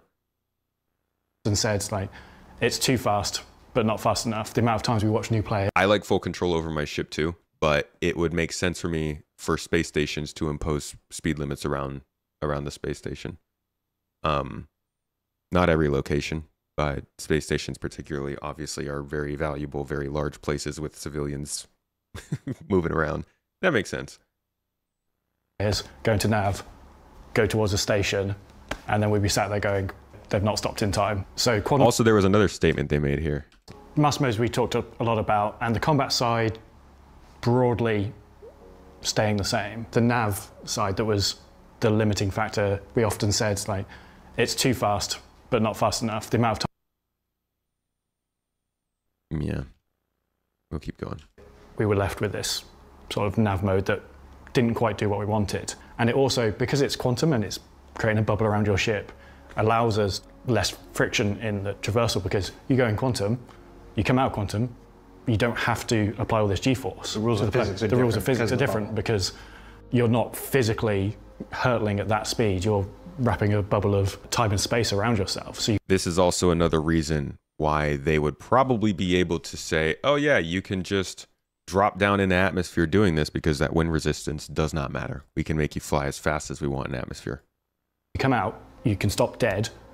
You're not having that expanse moment where you're all being ripped apart from the G-force. So you see that space station coming towards you, you stop, you stop. The one limitation that we are retaining is the fact that you can't have your quantum drive enabled and also your shields. And ultimately, that's a binary decision. Operator modes will start. I do still think that would be better to manage that via engineering, but I can also understand why they wouldn't want to do it. Off as the default configuration that we've set in terms of the controls, in terms of the MFDs and what you're casting onto your HUD, in terms of your resource network presets. But that doesn't stop you from then going in and customizing it. We're providing an initial, hey, this is what we think is a good default setting. But then it's up to the players then to customize what they want on their cast, what they want on the MFDs, and then they have options to them. And they shouldn't have this constant switching modes to gain access to certain operator modes. You know, we're removing some of that friction. And through all of this, because that John Crew is a vehicle director, so he handles all the vehicle production, and this is a vehicle feature. So he has a hand in this. And he's also just generally a ship guy. He's good to have there if you have questions for other stuff, I guess. Distinction is between modes. You have to be in this mode or this mode, and there's all these very strict rules between those modes.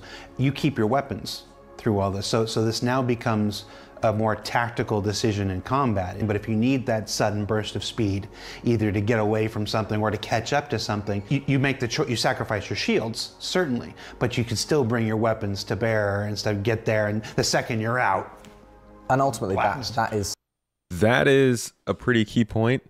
I think there are a lot of different ways to look at these changes, but this being one is the idea of player freedom. So we're seeing master modes be removed. Essentially, that's what they just said here. Nav mode is gone, right? Or you could say nav mode has changed to quantum mode or travel mode, whatever they're going to call it. There's a mode for quantum traveling. There is a mode for mining. There's a mode for missiles, right? There's missile operator mode. There is a salvage operation mode, tractor beam operator mode. There's quantum travel operator mode, which I guess is what we have now. That's what they're going to change into. Now they're going to have SCM be its own operator mode. Yeah, there's also scanning operator mode. So there's like 8 operator modes now. One of them will now be quantum. One of them will be, I guess, guns and missiles will still be their own. So master modes be gone. Operator modes are encompassing, I mean, we're going back to what it was, really. Because they were essentially operator modes before. So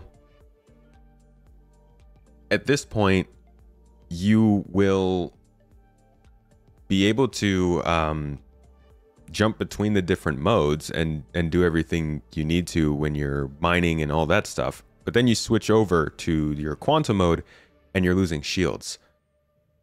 So we're only losing in this change. We're actually gaining back a little bit of player freedom with the weapons, which is nice, but we're still retaining that idea that the shields are limited. I think it would be interesting to see if there is any difference in how the weapons drain your power. Like if you are going faster and you're using more of your thrust, or if it's just how it is now. Because right now you can basically allocate power to all your weapons and stuff, and they'll drain themselves, but they won't affect anything else. And I'm guessing it'll stay the same. So we're still not getting that kind of idea of systems bouncing off each other and affecting how you can use them, which I wish is how they had done this, but at least we're getting back the use of our weapons when we want. And we'll just have to see how that works in game when they deliver it, how this happens when how this functions when we get into cat and mouse scenarios, when you're getting pirated, when you're playing with org mates, and get that feedback. And hopefully this system works better than the last one did. But you know, they're switching, they're changing direction a little bit with this. They're keeping the idea behind master modes, I think, what they were doing, but they are getting rid of master modes themselves by name. And they're also just basically getting rid of high-speed flight. And I don't know.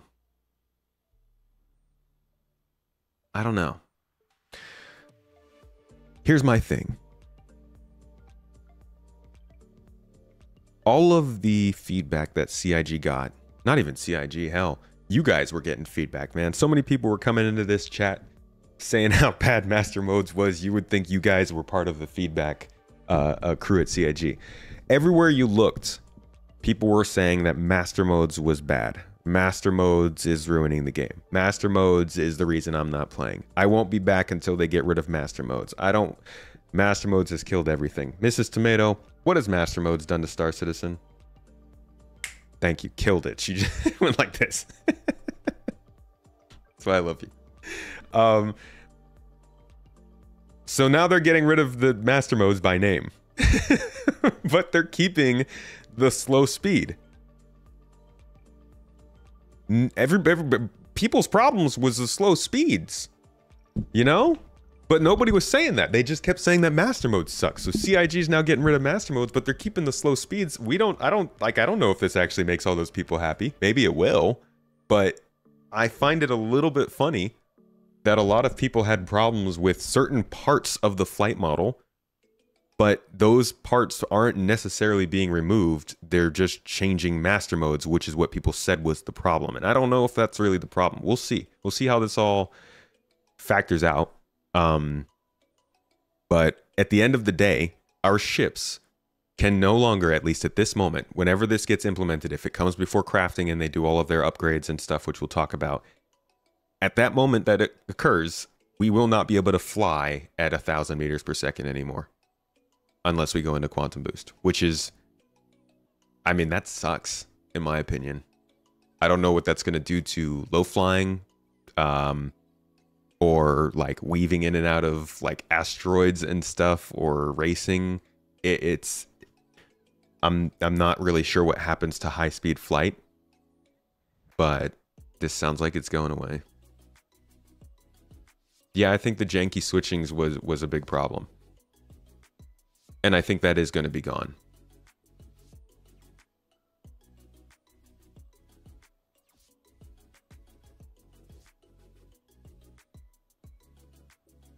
The deceleration from the switch to SCM from nav was illogical. It was really annoying.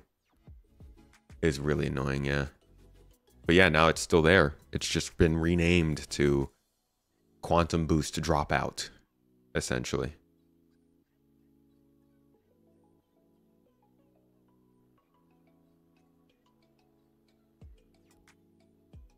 They just said that their better tiers will have better, higher speeds. Don't think they're getting rid of high speeds. You think they need to explain more because there are different conflicting interpretations of this interview? You doubt my interpretation here is right? I hope it's not right. But from what I'm understanding, they've gotten rid of nav mode. What is going on with this freaking restream bot? You don't turn that well at 1,000 meters per second? No, but I have a lot of fun doing it. I love flying super fast through the yellow asteroid belt, just like whipping around asteroids. You don't see it that way? I hope I'm wrong. I hope you guys are right then.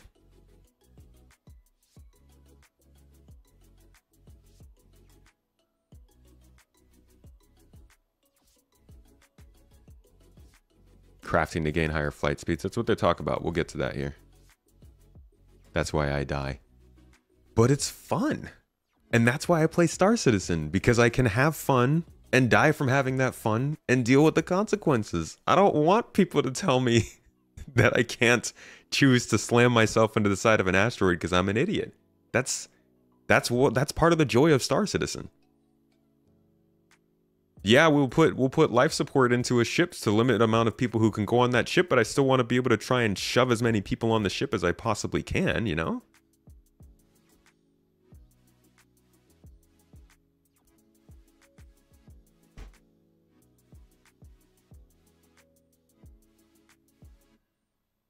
Until death, essentially. I mean, look at that death list down there. Hey, honestly, 240 deaths in like 3 years, that's not bad. Anyways, let's get back to the interview. I'm sorry. What else did they have to say about this? It's underpinned by your resource network engineering. So if you're on a single-seater ship, that's obviously at the pilot's behest. But also if you're on a larger multi-crew ship, you can then use the engineering terminal to be able to have those presets available to you. And through the use of crafting to improve your components and, of course, your presets and quantum boost, rather, you can get up to speeds that are approaching the current nav speed and stuff like that. So we're not taking that speed away.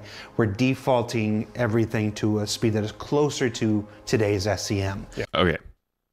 So there's a big statement. They're not taking that speed away. They're defaulting to something closer to SCM. Of course, your presets and quantum boost, rather. You can get up to... So this is to segue into the idea that you can craft components or craft ships, rather, that are higher quality and thus can go faster.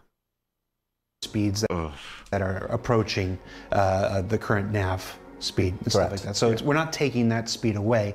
We're defaulting everything to a speed that is closer to today's SCM. Yeah. And then giving the player choices in how and when they can get up to that speed without completely disabling everything. I mean, ultimately, it allows us to keep the default. We're trying to move towards a balance across the game where you can start off easier and it gets harder. So we want the default to be open and compatible to lots of players, but then as you start to specialize and it becomes hard to master and you start to work in the different avenues of different professions that you like, that's where you can start to customize your ship. And I think there's a key takeaway or a key point to also make is that if you don't want to craft, if you don't want to go down that route because you just want to shoot ships and be a combat pilot, or you just want to be a miner or a space trucker, there's nothing wrong with that. You can still gain access to this because player trading is going to be something that allows players to gain access to these components and ships without having to go through some of the grind that they have, and obviously they're now reaping the benefits of that, but you have lots of choice. Obviously, we're gonna have to see how that works. Oh my god, these wheel locks. We're gonna have to see how that works, and how much the speeds actually change based on upgrading and crafting and stuff. We'll see how they implement it. It's an interesting choice. I'm more kind of in this boat of like, but what about high-speed flight? To be honest, it's not something I did a lot It's not like I would go out there and low speed all the time and like fly through canyons and that's my thing. But God, I love doing it when I can. And I don't know. I would hope that we could still like just kind of cruise around at 7 to 1,000 meters per second and you know, hang out in that way, and then also do quantum boost if we wanted to. But it kind of sounds like that might not be happening. I don't know, because they can't have it do that, right? They're having a default speed in which your guns and shields both work in SCM mode. So they can't just have SCM go up to 1,000 meters per second, or else that's the exact same thing that they had before. There's no restriction on slowing down combat. So I don't know. It's also like when you're mining, when you're salvaging, when you're flying around looking for something on the ground, it's nice to fly at 500 instead of 250. Gumbo, you made a video about this? I look forward to seeing it. Our goals and our vision for what we want this to be, and hope it applies to as many people as possible. What I like about this, is that you can never go wrong with putting the choice in the player's hands. At any given situation, when you're going to want your speed, when you're going to want your shields, you'll always have your weapons from now on. So like this, just put those choices in the player's hands and let them let them decide for themselves. It's one of those things unique about Star Citizen is that we get to develop this, and then we don't have to wonder. We can put it into players' hands and get that feedback immediately and then take it in.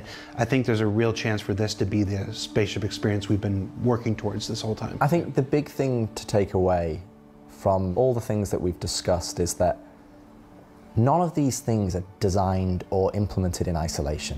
And where we're trying to go is like, you know, when we talk about combat that is, say, not as fast as it was in previous updates, hopefully people understand we're doing that not just because we don't like fast combat, it's because we want to give players options to gain fast combat or gain slower combat depending on what choices they make with crafting or their purchases.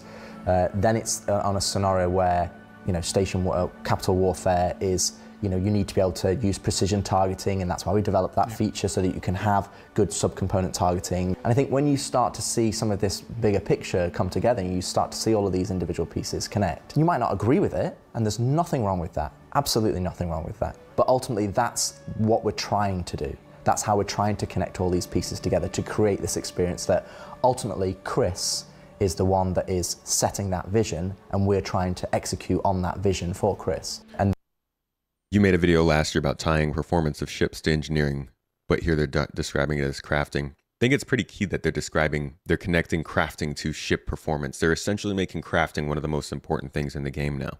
It was already important, base building and crafting, obviously, but the importance of it before, with item rareness and usefulness and stats and all that stuff, the ability to monetize that through base building and crafting, or and shipping when you craft, and hosting your own player store, all this stuff is drawing a lot, like an absolute ton of focus to crafting as the way to play this game.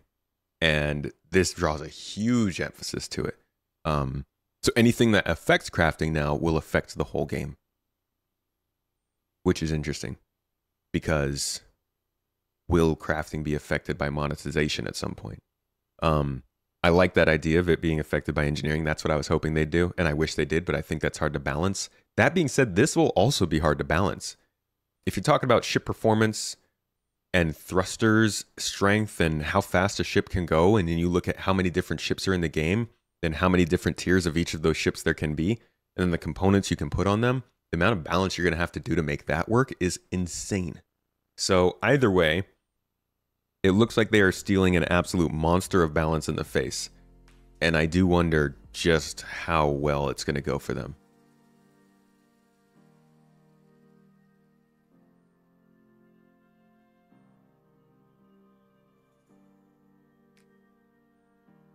Worried we're losing the AI-managed quantum economy for a player-driven one that becomes extremely lopsided and heavily manipulated. I still think that they'll go with AI-controlled, player influenced, but it sounds like they've shifted it a little bit. Yeah.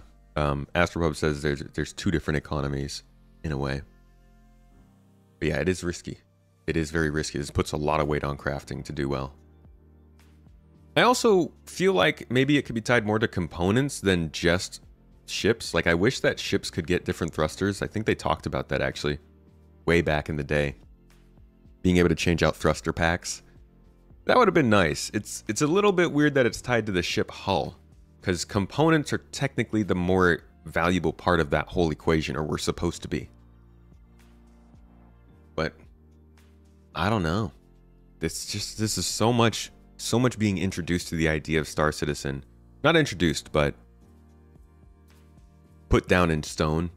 Put down in voice, in writing, I guess, as you will. Like, a lot's being solidified here. That was up in question for years.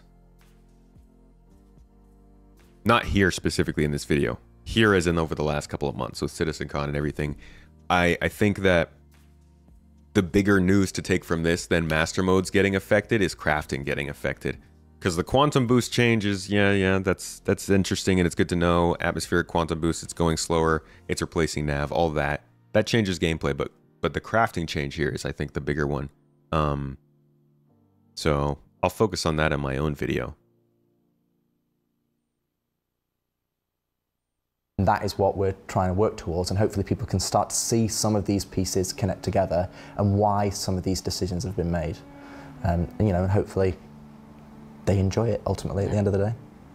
So Rich, John, thank you so much for taking the time to share this vision of Star Citizen's spaceship gameplay. I think there's no better place to do that than IAE, a celebration of all spacecraft and vehicles in Star Citizen. It's come to my attention that the last two parts, when I've attempted to move us on to our next topic, folks have been changing the channel. So I don't want you to do that here.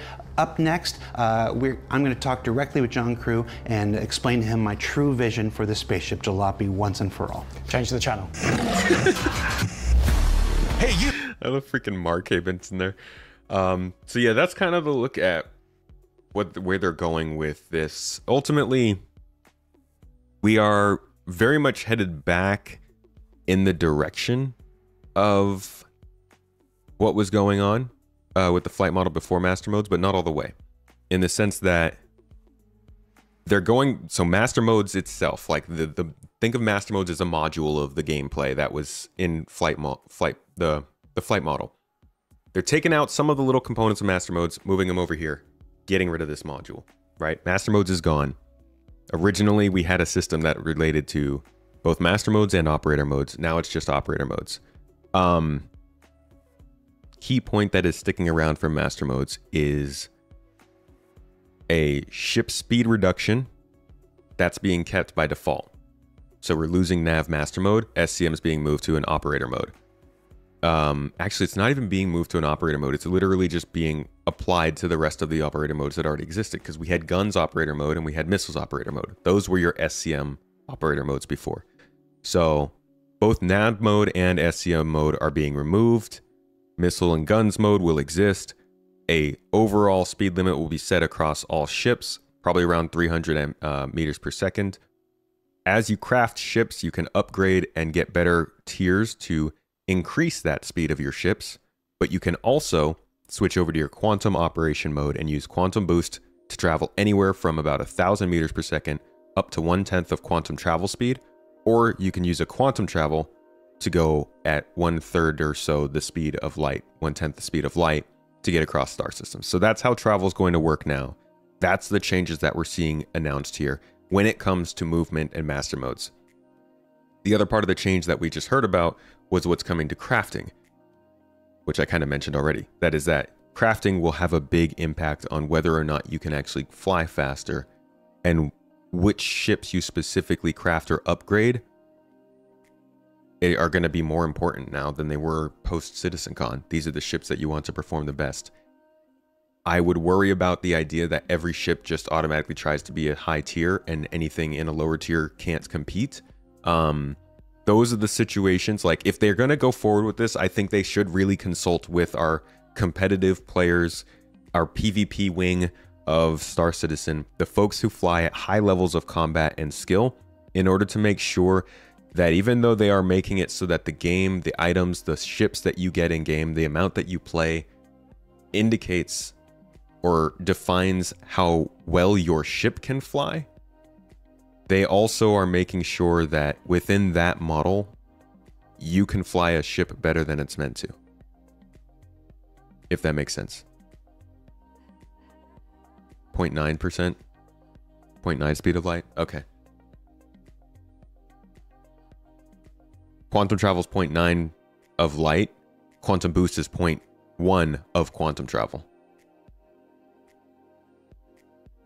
But in my opinion, I think they do need to thread a fine line here and make it so that, yes, your in-game items, the amount of time you've played, the work you've put into the game, defines how well your ship flies. But I also think there should be some room for you to be able to fly better in a tier 5 or tier 1 ship than somebody else in their tier 4. You know? Should have some variability there.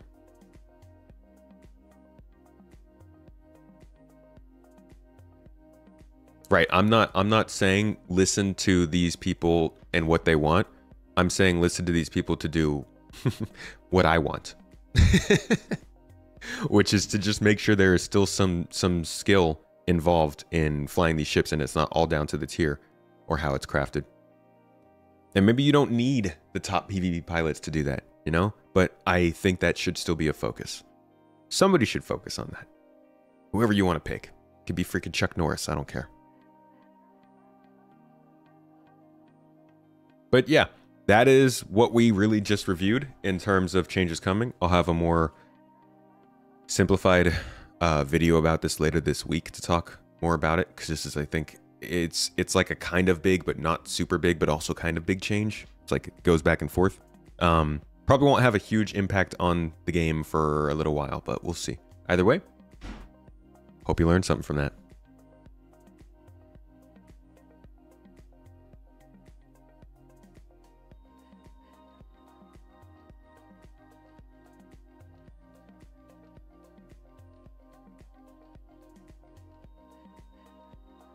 Give me 1 second, folks. I will be right back. Enjoy the rest of this video. You! Yeah, you! Are you a DIY security super fan? Have you seen every Garmin Humble live stream and special? Well, you haven't seen this. Hey, it's gonna blow your mind.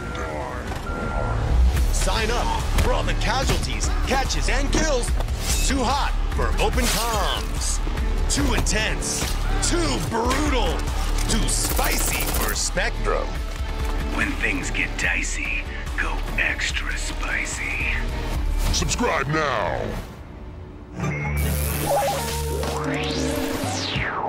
Welcome back to another episode of Quantum Questions, where we take a CIG developer, put them on the hot seat, and make them answer as many questions as they can in under 2 minutes.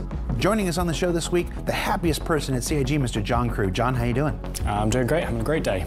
That's good to hear. Ben got 15 questions in 2 minutes. How many do you think you're going to get? Oh, let's go for 16. All right, so let's put 2 minutes on the clock and begin. Who are you and what do you do? My name's John Crew. I'm the vehicle director at CIG. You're in a desert walking along in the sand when all of a sudden you look down and you see a tortoise. It's crawling towards you. Why did you nerf the Corsair? It was massively outperforming all other ships in the game. It had 40% of the kills overall just by itself, so it needed bringing down a touch. The current reduction in its efficiency is not going to be the final way. We want to do a bit more with it. What's the drama with the Polaris torpedo tubes? It's not clear that they actually rotate and feed from the bottom and skirt around the elevator shaft. Is that what they really do? That's what they do in the animation. Where is my Crusader Starliner?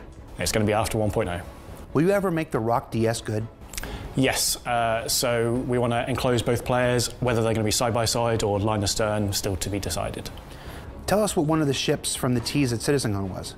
It's a variant of one of the ones we teased last year. Ooh. What can you tell us about Endeavor modules? All still planned, but after 1.0. Why do you hate Drake ships? I don't hate Drake ships. Well, why is Drake the best manufacturer? Drake's a great manufacturer, rugged, industrial, and nicely priced. Then what's the best Drake ship? The Cutter, obviously. All right, so today is Drake Day. Why should everyone go get a Drake ship? Can I ask you a question, Jared? Sure. Do you ever feel like you're a soulless marketing puppet?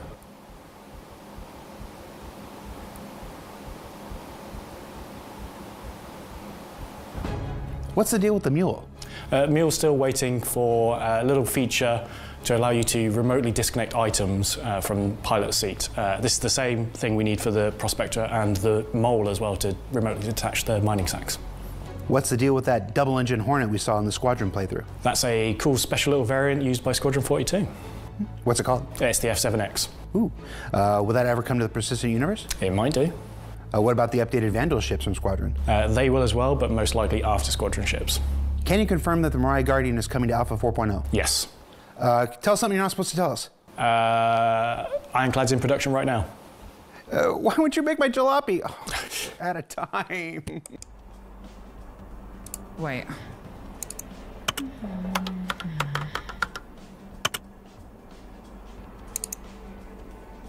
A jalopy is a dilapidated ship or vehicle that's been left to rot for many, many years. It most likely does not fly.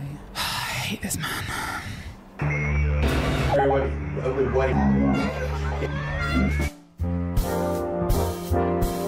Hey! Give me that chair. Okay, so that's that was the IAE show. That was another thing that kind of swept up while we weren't here for a week. And then there was an interview with the guy who acts as Jax McCleary in the IAE videos, which is pretty cool. No, oh, okay, you guys want to hear the song? All right. I'm sorry, Jesus Christ. This will be the day I'll stand up and say we need a ship without all that dread. A scrappy wreck, still covered in dreck, and one you can't buy that won't even fly floppy. He asks every day. I just say no way.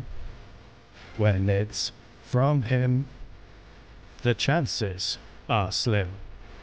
Truth be told, and I'll tell you why this is not. Jalopy is bold. Who wants jalopy? Ugh. I want jalopy. No one wants this thing but he.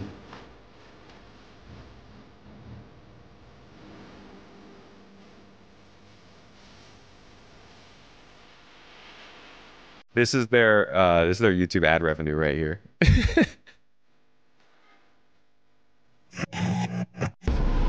Signing off. That was the Jax McCleary dude, and he's in the next episode, which I think was a really good one. Definitely worth a watch.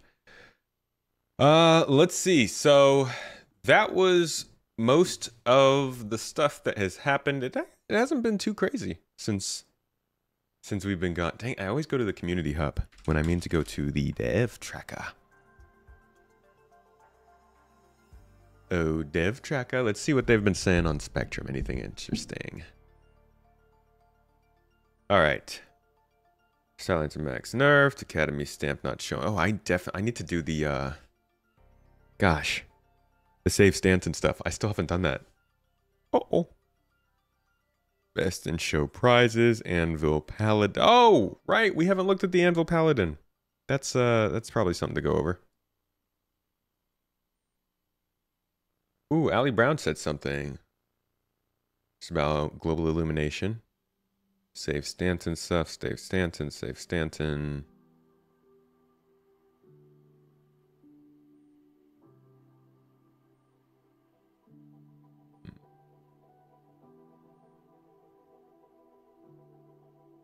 Another forced multi-crew ship. Dude, honestly, why is there so much? Let's see. CIG keeps coming up with those brilliant ideas of having dedicated people manning turrets with impressive guns. Why? Who thinks this is fun gameplay?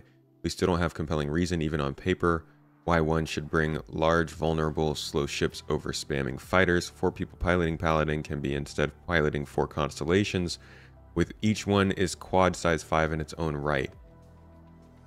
NPC crews to sort this out are not in question, or not even in consideration for next forever.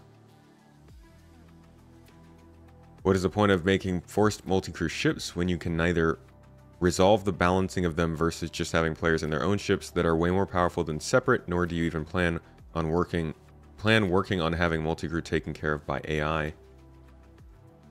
Dude,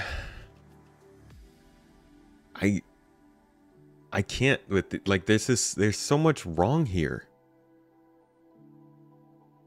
Just even here, he's saying they're not considering NPC crew, and we know they are. Like, it's not going to be for Star Citizen 1.0, which I think is a problem on its own. But that's simply not true. And the NPC crews, I think there are a lot of people like this person who are having a lot more strong feelings about larger ships because they realize they're not going to work the same as they had wanted. But this is all from the standpoint of the current game. There's no compelling reason, even on paper, when we're looking at them changing the flight model to make compelling reasons for players to be in turrets. We will have AI blades, yeah, which should be able to handle turrets, I would hope. He has a bit of a point with the 4 Connie versus 1 ship. He does, but that's because he's talking about the game right now. Why in the world would CIG release all of these ships for the game right now? It's exhausting to have to go through that every time somebody is saying they shouldn't be releasing these things because it's not fun. Of course it's not fun. Star Citizen isn't fucking fun right now. Like, it's a lot of the times it's not. And releasing a spaceship that is also not fun is not indicative of how it's supposed to be. That would suck if they continued to release all these. Like, imagine if they just didn't have, I don't know, EMPs on ships, because EMPs don't really do anything. They're very hard to get to work correctly. They don't tell the player enough about how they're actually functioning. They just don't work that well. Same goes for certain types of missiles and torpedoes. Should they just remove those from ships because they're not fun right now? Like, let them build it.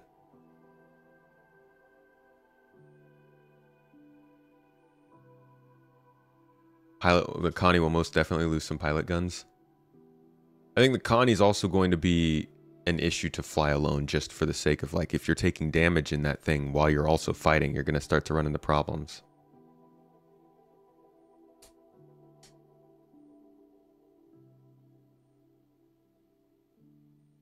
Yeah, I don't know complaints like this. I understand that people are not excited for ships that they don't feel like they can use. I think that people need to not feel like they should get excited for every ship that comes out. But the idea that CIG shouldn't be encouraging multi-crew gameplay is more persistence than yeah, it's just, there's more of it than I would have thought. On CIG to tell the new players that they can create the ships for the future game. We the old backers. Now, I mean, dude, how else can they say it? They just laid out Star Citizen 1.0. The game's not made yet. I agree it's on CIG to tell people that these ships are being made for the future, but I don't know. They definitely need to do better at mentioning it's in development. Doesn't even say that the game's in freaking development here. Like, what is that? What crap is that this doesn't say that it's an alpha or in development? Come on, CIG. In that regard, I agree with you. They need to be better about telling people that kind of stuff.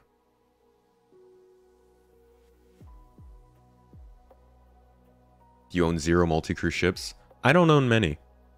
Because despite what people might think, I'm not much of a multi-crew player. I mean, I am multi-crew in the sense that I like to jump in with my org, but I like to go out solo. Most of the time I'm playing this game, I am solo. That's the kind of game I come from. And for that reason, most of my ships aren't multi-crew, but, like, we should still have that. I do own a Javelin. It's a little awkward, huh? That's from referrals, though.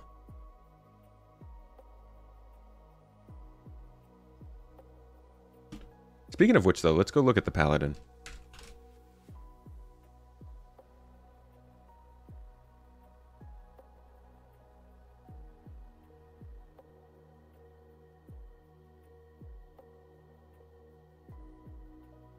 Yeah, blades aren't going to fix multi-crew for sure. I think NPC crew will, though. They actually had NPCs messing with subcomponents a while back, which why do that if you're not going to release NPC crew? But you want to be the guy with the mop and bucket on the jab, dude? Absolutely. We've got 3, actually. All right, so the Anvil Paladin, which I think has a pretty cool silhouette. Looks like a Valkyrie that worked out.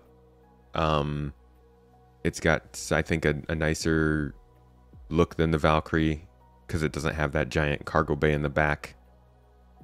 But it also, when you look at it from a different angle, it has like this giant missing section back here. And I think that, to me, makes it look a little bit like the Scorpius.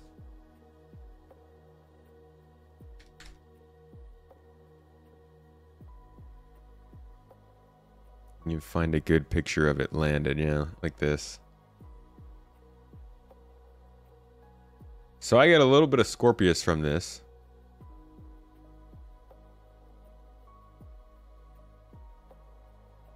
With the split section in the back there, the front is kind of like tapered down into the front with the glass in the side. You got some strong shoulder shapes there. And then also you got the railed turret here. So you can see that the turret's on the bottom in the Scorpius picture. Sorry, I'm kind of blocking it.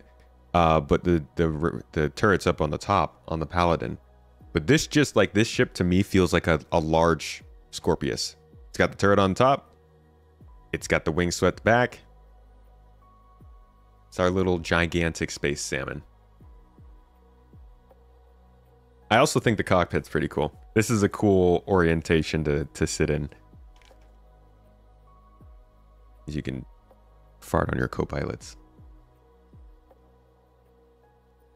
So the Paladin is a gunship, a heavy gunship.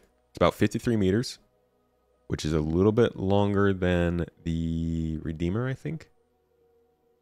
So it's coming in basically to take the space of what the Redeemer was changed to be. The lore here says Anvil Aerospace is on the front line of humanity's defense, forging the weapons that keeps Earth systems safe from the dangers outside and within.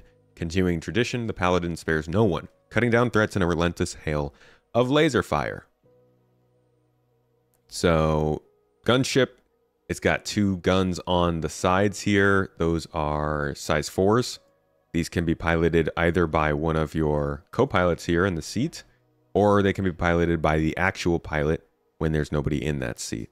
Looks like they can probably rotate around in a circle, but not shoot out at a right angle to the ship. So you got some decreased range there. I'm not sure how valuable it would be to have somebody on those turrets when you are flying around, but I think this fits really well in that 3-person range. I know people are saying 2 people, a pilot and a gunner, but I think you're going to want to have a redundant gunner who can both be doing the gunning and also the engineering, because with a ship like this, a gunship, at any point where things get heated up, you're going to take damage. And the most important time to have an engineer is when you're taking damage. So I think you would rather have your gunner stay on this big-ass gun here than run around repairing components,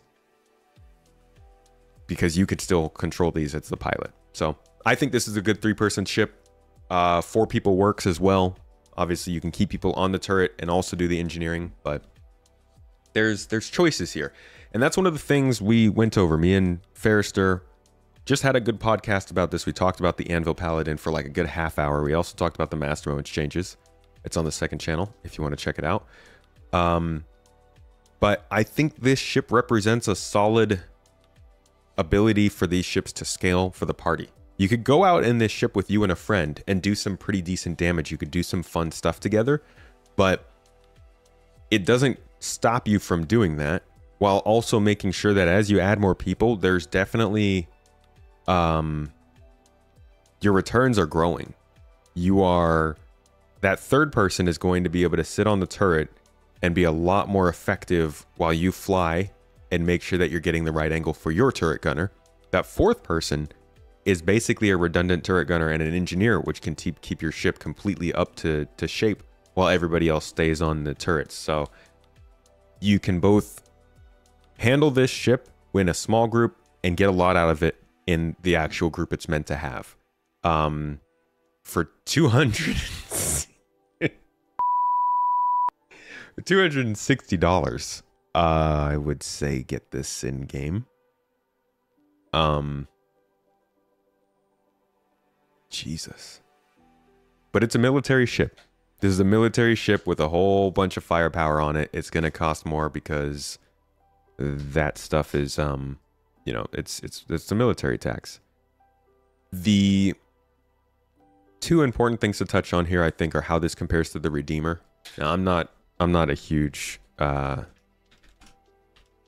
am not a big combat person. I'm also not a huge ship person. Like, you're not going to find me coming up with all the hottest takes and the best advice on which ships to buy. But I can tell you that the Redeemer and the Paladin are probably aiming at two different markets. Here you've got the Redeemer, which has, I mean, I guess it has some storage on it, yippee. But this is more of a,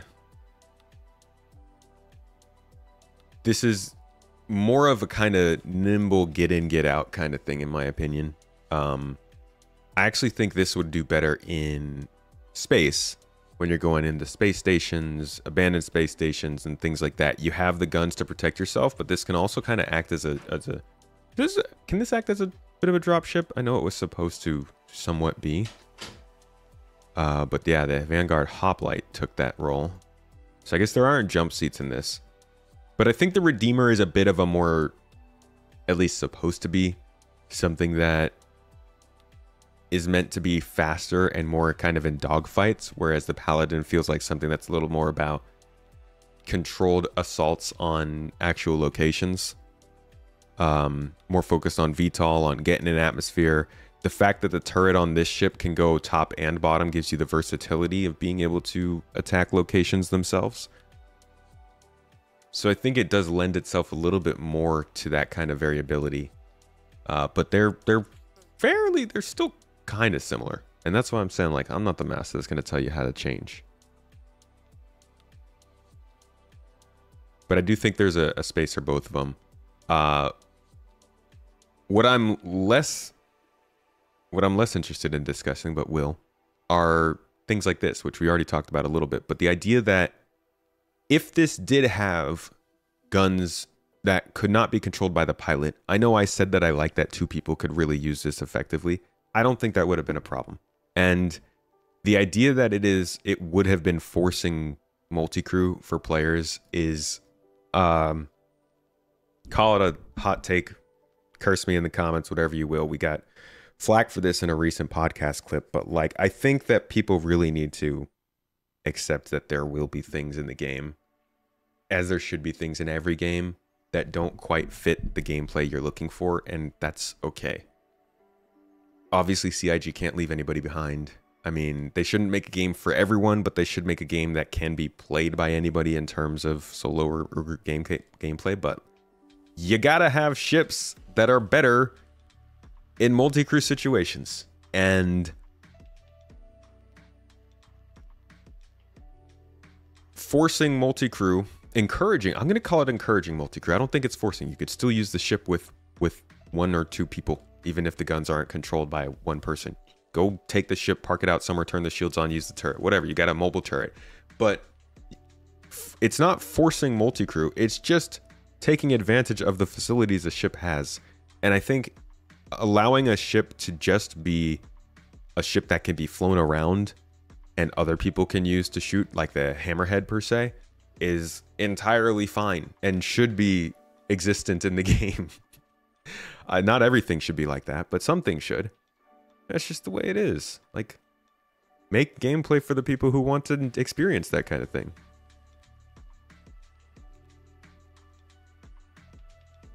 Although, you know, it should have its benefits. If you can't shoot with the guns as the pilot, you should be able to do something that the people who are flying ships in which you can shoot as the pilot can't do, you know? You're all for having 2 to 3 man ships, but they should feel more powerful than a single man ship. They should. There needs to be a reason to use them. Perseus is a great example. Yeah, I mean, if, let's see. If you can... I don't know what size the guns on the sides there are. Let's see. These are... They're size 4s, right? What is the... Just curious. I think these are size 2s.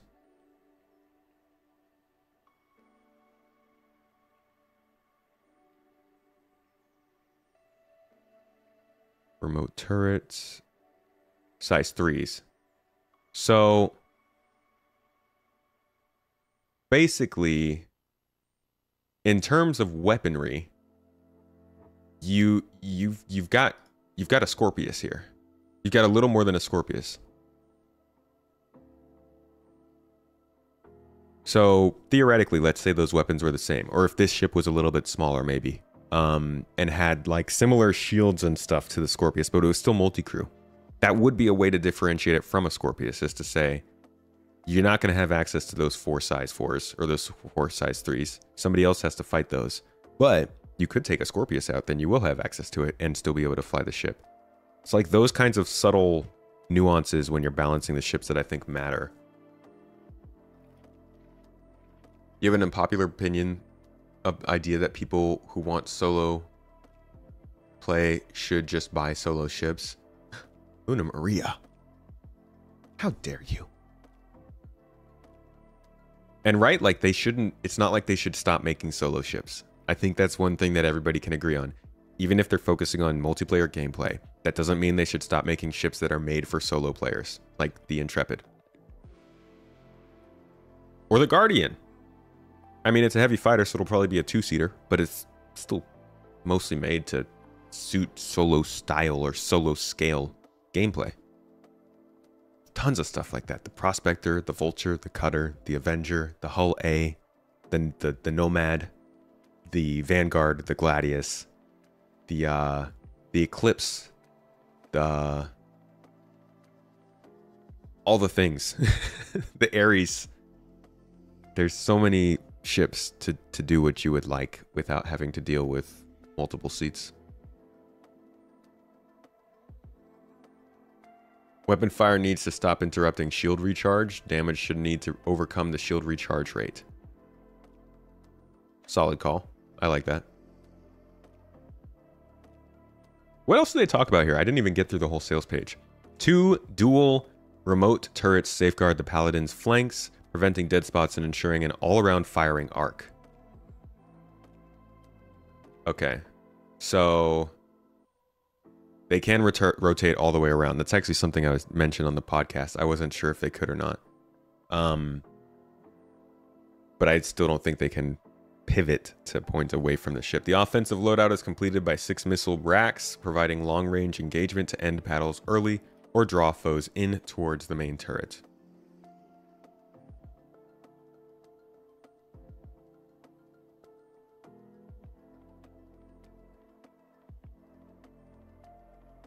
Hope the cockpit is having the pilots be suspended because that looks dope. This looks sick. This is such a cool looking cockpit. I'm trying to think of what this reminds me of. This got like kind of Pillar of Autumn energy, but smaller. I love all of the cockpits that have this kind of sitting over empty space vibe to them. I think the Hammerhead does that too. World War II bombers. Oh, is that it?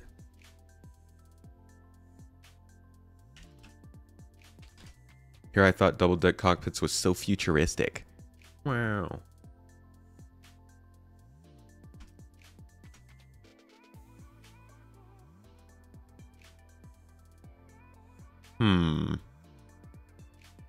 Maybe World War Gulf bombers?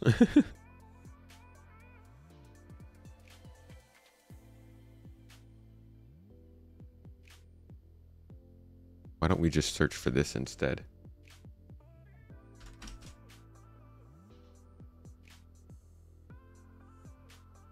No, I'm not seeing any. At least not on Google Images. But you know Google's. I like that though.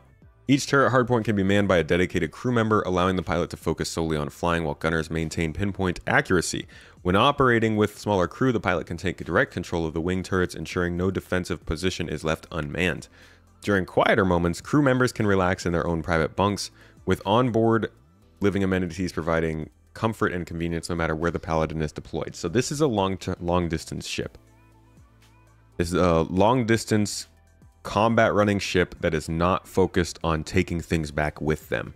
So, I mean, maybe you could get like a couple of boxes in here into the suit locker room, but really this looks like the kind of ship that you are using. I mean, this could potentially be a bounty hunting ship if you're not taking people back. But this is a hardcore mercenary quest running ship for 3 to 4 people, I think. And it's probably going to be the kind of ship that you want the whole crew to be able to go out and take on the missions too. Like, this is really good for likely doing like mercenary missions in star systems that you're not spawning in. Long distance, you might need to stay out there for several hours or a couple of days, log on and off a few times, and just rack up kills. Rocinante then? I don't know. Originally, I think it was the Hammerhead that was most like the Rocinante. Maybe this is now. I don't know that ship that well. Although I do have it tattooed on my arm, so maybe I should.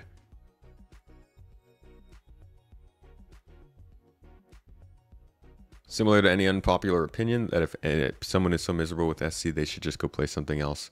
Or at least take a break. Take a break.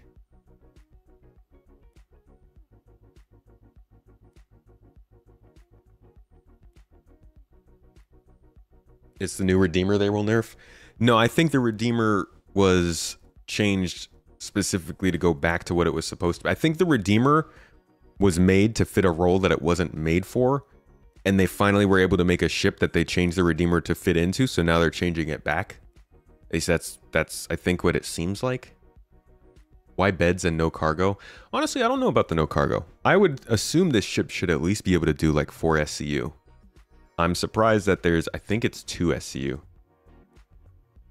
No, it's 0. Like, you should probably allow people to take some loot. If they're running bunkers in this mission, if they're doing some FPS missions, the no SCU in this makes the ship itself feel like it's just meant to run ship combat missions. In which case, I kind of agree with you. Why do I want beds? Am I running like kind of a mini Polaris situation where I am just patrolling a star system and taking on ship battles, but I'm not really going and doing anything else? Because I could, you know, if that's how it is, then cool. Maybe this is your perfect ship patrol, your patrol gunboat to go around in Castra or the Nyx system and look for some quick battles to get into with a couple of friends. But then you're also looking at the idea of the turret being on the bottom, which emphasizes possibly ground assaults. And then you're like, well, if you're doing ground assaults, you need something to carry the loot back in, which would maybe make this more of a support ship than anything. Maybe you're bringing in a Valkyrie, dropping out the ground crew on the Valkyrie, and this guy is hovering in the ground, hovering in the air over top, keeping cover, watching for anybody coming in as backup. I see some uses for a ship like this. In fact, I think the fact that it doesn't have the cargo maybe is purposeful to fit it into that role, you know, to make it more of a piece that goes into an overall group of ships rather than a ship that does it on its own. It makes more sense to run this in a group with the Valkyrie than to have this also act as a ship that can drop people off. Kind of dig that. You feel like the power plant and coolers are undersized for its purpose? What are we looking at here? I don't even see they don't have the component specs on here.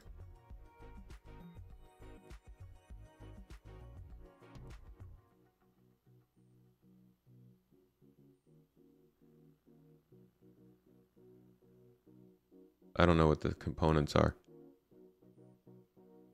I didn't know the anvil chair was called the Paladin. I almost went with the anvil chair. I think it would have been cool, but I'm not huge on camo. I have to download the spec page to get the components. No, thank you.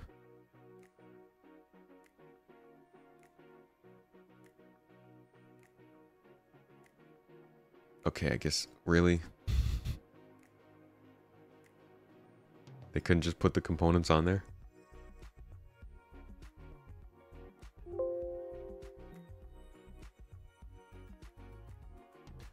Okay, we've got size 2, 2 size 2 coolers. That's not bad. And what else was there? Shield generator, 1 size 3 shield generator. Oh, sorry, I was thinking 2 size 2 shields. I might actually prefer 2 size 2 shields to 1 size 3, but that definitely means that the engineer is going to be a little bit more important. 2 size 3s maybe even could make sense. I could see it being in between 1 size 3 and 2 size 3s though. Yeah, I would say that just emphasizes the importance of having crew. And that might be the sort of small thing that they would do. Like, these are the nuances that might come into making these ships. You say to yourself, well, we know that this ship will work well with 2 people, but we kind of want to make sure that more people are using this in higher numbers. So you make it so that the components require an engineer to be more readily available. But at the same time, that also sounds like you're just undergunning and underspeccing the ship. Maybe it'll get buffed at some point. Maybe it will. Or maybe this is so that it doesn't get nerfed. Like, maybe that's its downside. You know, everybody thinks this thing will get nerfed because of its guns. Maybe its weakness is just its shields. It's highly gunned, not as highly shield. Maybe the armor is good because it's coming from Anvil. There are places where they could fit this in just based on the specs they've given it, but who knows if they will. Could be slow too, yeah. I don't know, I kind of dig it. And I went into this talk, I think, thinking a little bit that it might be underspec'd to be able to do certain things. But, and there's a lot of hopium mixed in here. It's dripping out of my ears right now. I'm really hoping that they are actually honing in on these nuances. The fact that this doesn't have cargo, I would think that that is a very purposeful thing to do, so that this requires another ship to go, so that you treat this thing as a support craft as well as being a patrol boat, if you will. And I'm hoping that's the way it is, but just like with a lot of Star Citizen, we won't know for a while.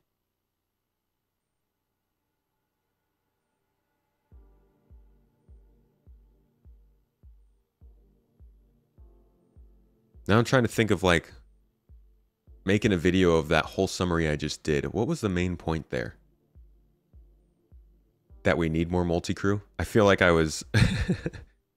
I'm just being the multi-crew stan over the last couple of weeks. Yeah, so many things to balance in the game. It's scary, man.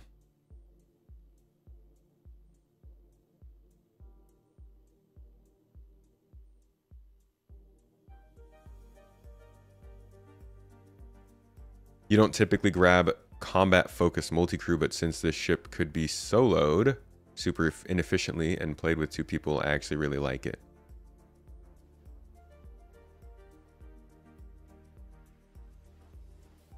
You went from multi-crew to multi-ship needed for this. I don't think multi-ship is needed, though. That's the key. You can use this without multiple ships. I'm just talking about if you're going to go and raid bases. Nuance and purpose. That's fair, yeah. There's nuance in the design of these ships.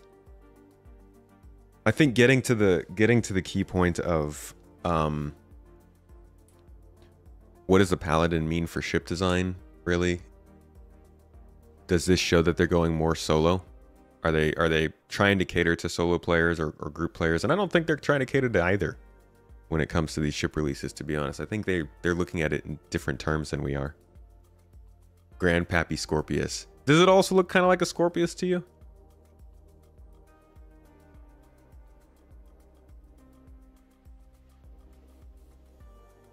Still wouldn't fly a paladin solo. Possibly not. I think some people will. People are flying freaking Corsair solo. But it is very small group friendly, I think, yeah.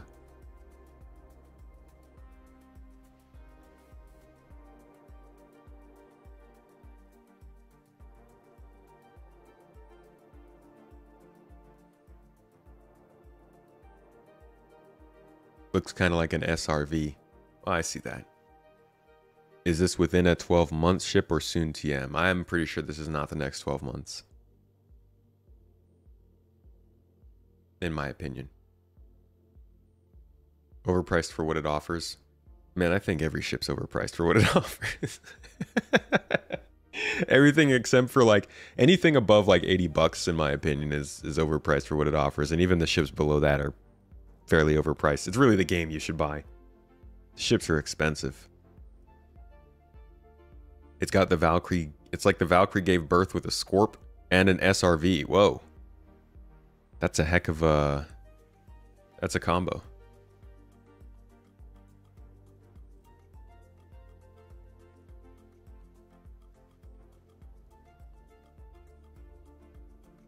You don't think this is a 12-month ship? It's relatively simple. Everything needed for it is in-game already. I mean, I think they could do it in 12 months, but I don't think it's that important to them.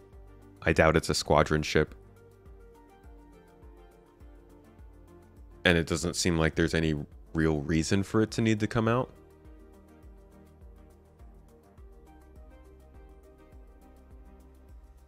But this is the only concept sale they did this IAE. And I think overall they've been doing better at concept sales. Less and less. Better and better.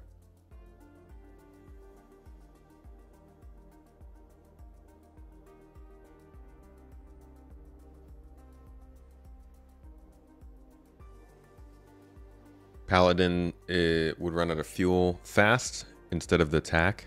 Yeah, TAC's quite a bit bigger though.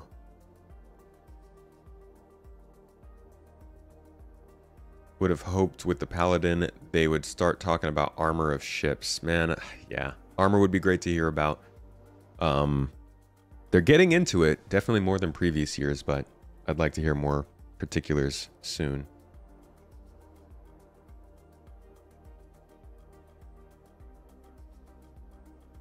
Oh, I don't mean concepts like being sold. I mean new concepts introduced.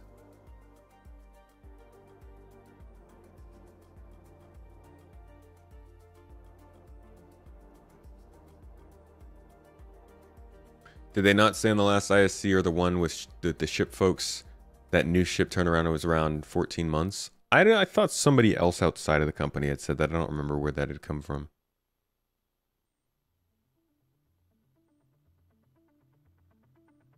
Wonder how long the TAC's going to take them. Hopefully the TAC is coming at Invictus.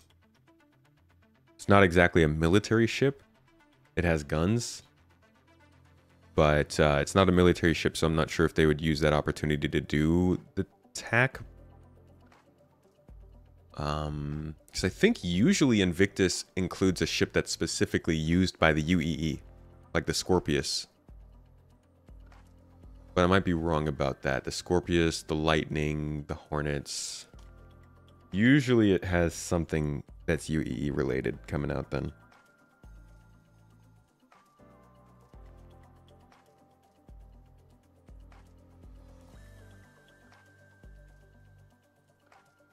You think we'll get the build before the TAC? Maybe we'll get them at the same time?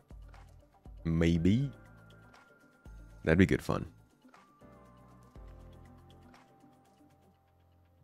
Any other questions before we wrap things up for today? I think we covered everything that went on the last week. Little news catch up. We do these every so often on this channel. For those of you who may be dropping by the stream for the first time, maybe you've caught the stream several times before, but never one of these Monday talks. I try to break up the streams into specific days. So on Mondays, generally we try and chat, kick back, talk, hang out. I'm going to be diversifying a little bit more on Mondays over time. So we'll be doing just kind of more generalized talking and hanging out. A lot of times, though, it's a Monday review on Star Citizen, a Q&A, whatever's been going on recently, that kind of stuff. So if you like this sort of stream, come by on a Monday. On Wednesdays, I will be trying to do more of either my solo game sessions, a joint game session with another streamer, or a new player experience stream. This week, I will be bringing on Wicked Wookie on Wednesday, and we will be doing a little bit of a ship review. So if you enjoy Scooter, come hang out. Fridays are also generally solo gameplay, or just a new type of game that I want to try, and sometimes talking. And then Saturdays are org gameplay, group gameplay. If you want to join in the org, come hang out with us and get in game. play in some of our events, level up in the org, and get to take on some more responsibilities, you can apply !org, make the command come up, or just go to gii.app on your local game browser. Join GII, hashtag. But yeah, we stream 4 times a day, release probably 1 to 2 videos on the main channel, 3 to 5 videos on the second channel, and hopefully a gameplay channel, gameplay video every week. So should have you covered with weekly Star Citizen and gaming content. Streams are going up. Podcast, as always, coming out on Monday. Citizen Central will be coming up soon. If you are a supporter, you will definitely be getting, did I say 4 times a day?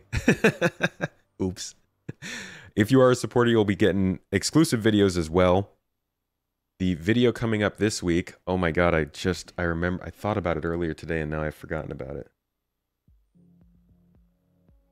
I can't even remember. Dang it. I don't know what the exclusive this month is going to be, but we'll have it soon. Oh my god, I can't believe I forgot that. I should have written it down. Such a good idea. We'll get to it. Either way, though, hope you guys got some goodness out of this stream today, got some information, entertainment. I'm not streaming 4 times a week. Get out of here. It's never happening. Big thank you, by the way, to everybody so much. Like, you have no idea, for helping us get to the Partner Plus program. Since I started streaming, CIG has been taking 50% of, or CIG. CIG takes 50% of every Twitch sub I get. No, Twitch takes 50% of every Twitch sub we get. And being able to move up to the next level of that so they don't is really nice. Thank you all very much on Twitch. And also thank you, YouTube. Y'all are awesome. You have the best of chat. Also the most trolly of chat. And you know what? I value that. Because y'all a little weird about it. Let's see. Who are we going to send you all to be with today?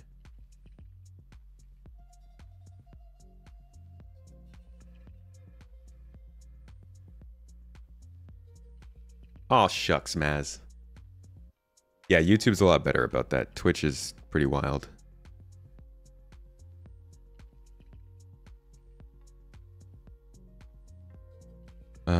Just checking to see if there are any...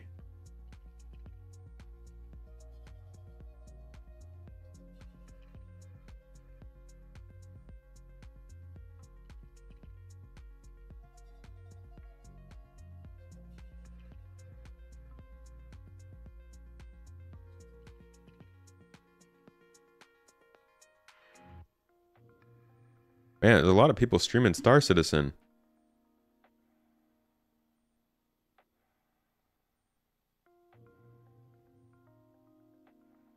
You want another 12-hour stream? Maybe we'll do one when 4.0 comes out. It'll be a little bit more interesting than what we had to go through during PTU. We will be doing like a 6-hour stream on New Year's Eve. For those of you who have been here before, you know, as a community, we celebrate New Year's Eve online. For those who don't feel like going out to party or do anything crazy, we started it during COVID when everyone was kind of locked in, but decided to keep doing it. So every year, if anybody wants to, you guys can come and join us. We will be flying around, hanging out, doing some fun stuff at night, celebrating New Year's Eve for every time zone of America, and getting drunk together. It's good times. But once again, I hope you had some good fun today.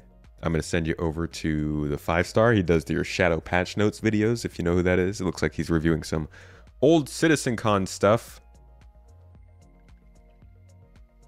And just hanging out, I think, and chatting with folks. Red Monster, good to see you, dude. I'll hydrate. I'll hydrate for that. Thanks for being here, dude. Keep an eye out for videos and stuff, folks. I'll see you all later on in the week. Have a fantastic time. Thank you for the bits. Much love. Enjoy your week. I'll see you all on Wednesday with Wicked Wiki. Keep it real, folks. Eat something you love. Hug someone you love. Hang out with somebody you love. You know, all the different things. Treat yourself well. You're good people. You deserve it. And I will catch you in the next one. Bye, everybody. Oh! By the way, I love you. Okay, bye. See you later, Garden. Bye, bye, bye, bye, bye, bye, bye.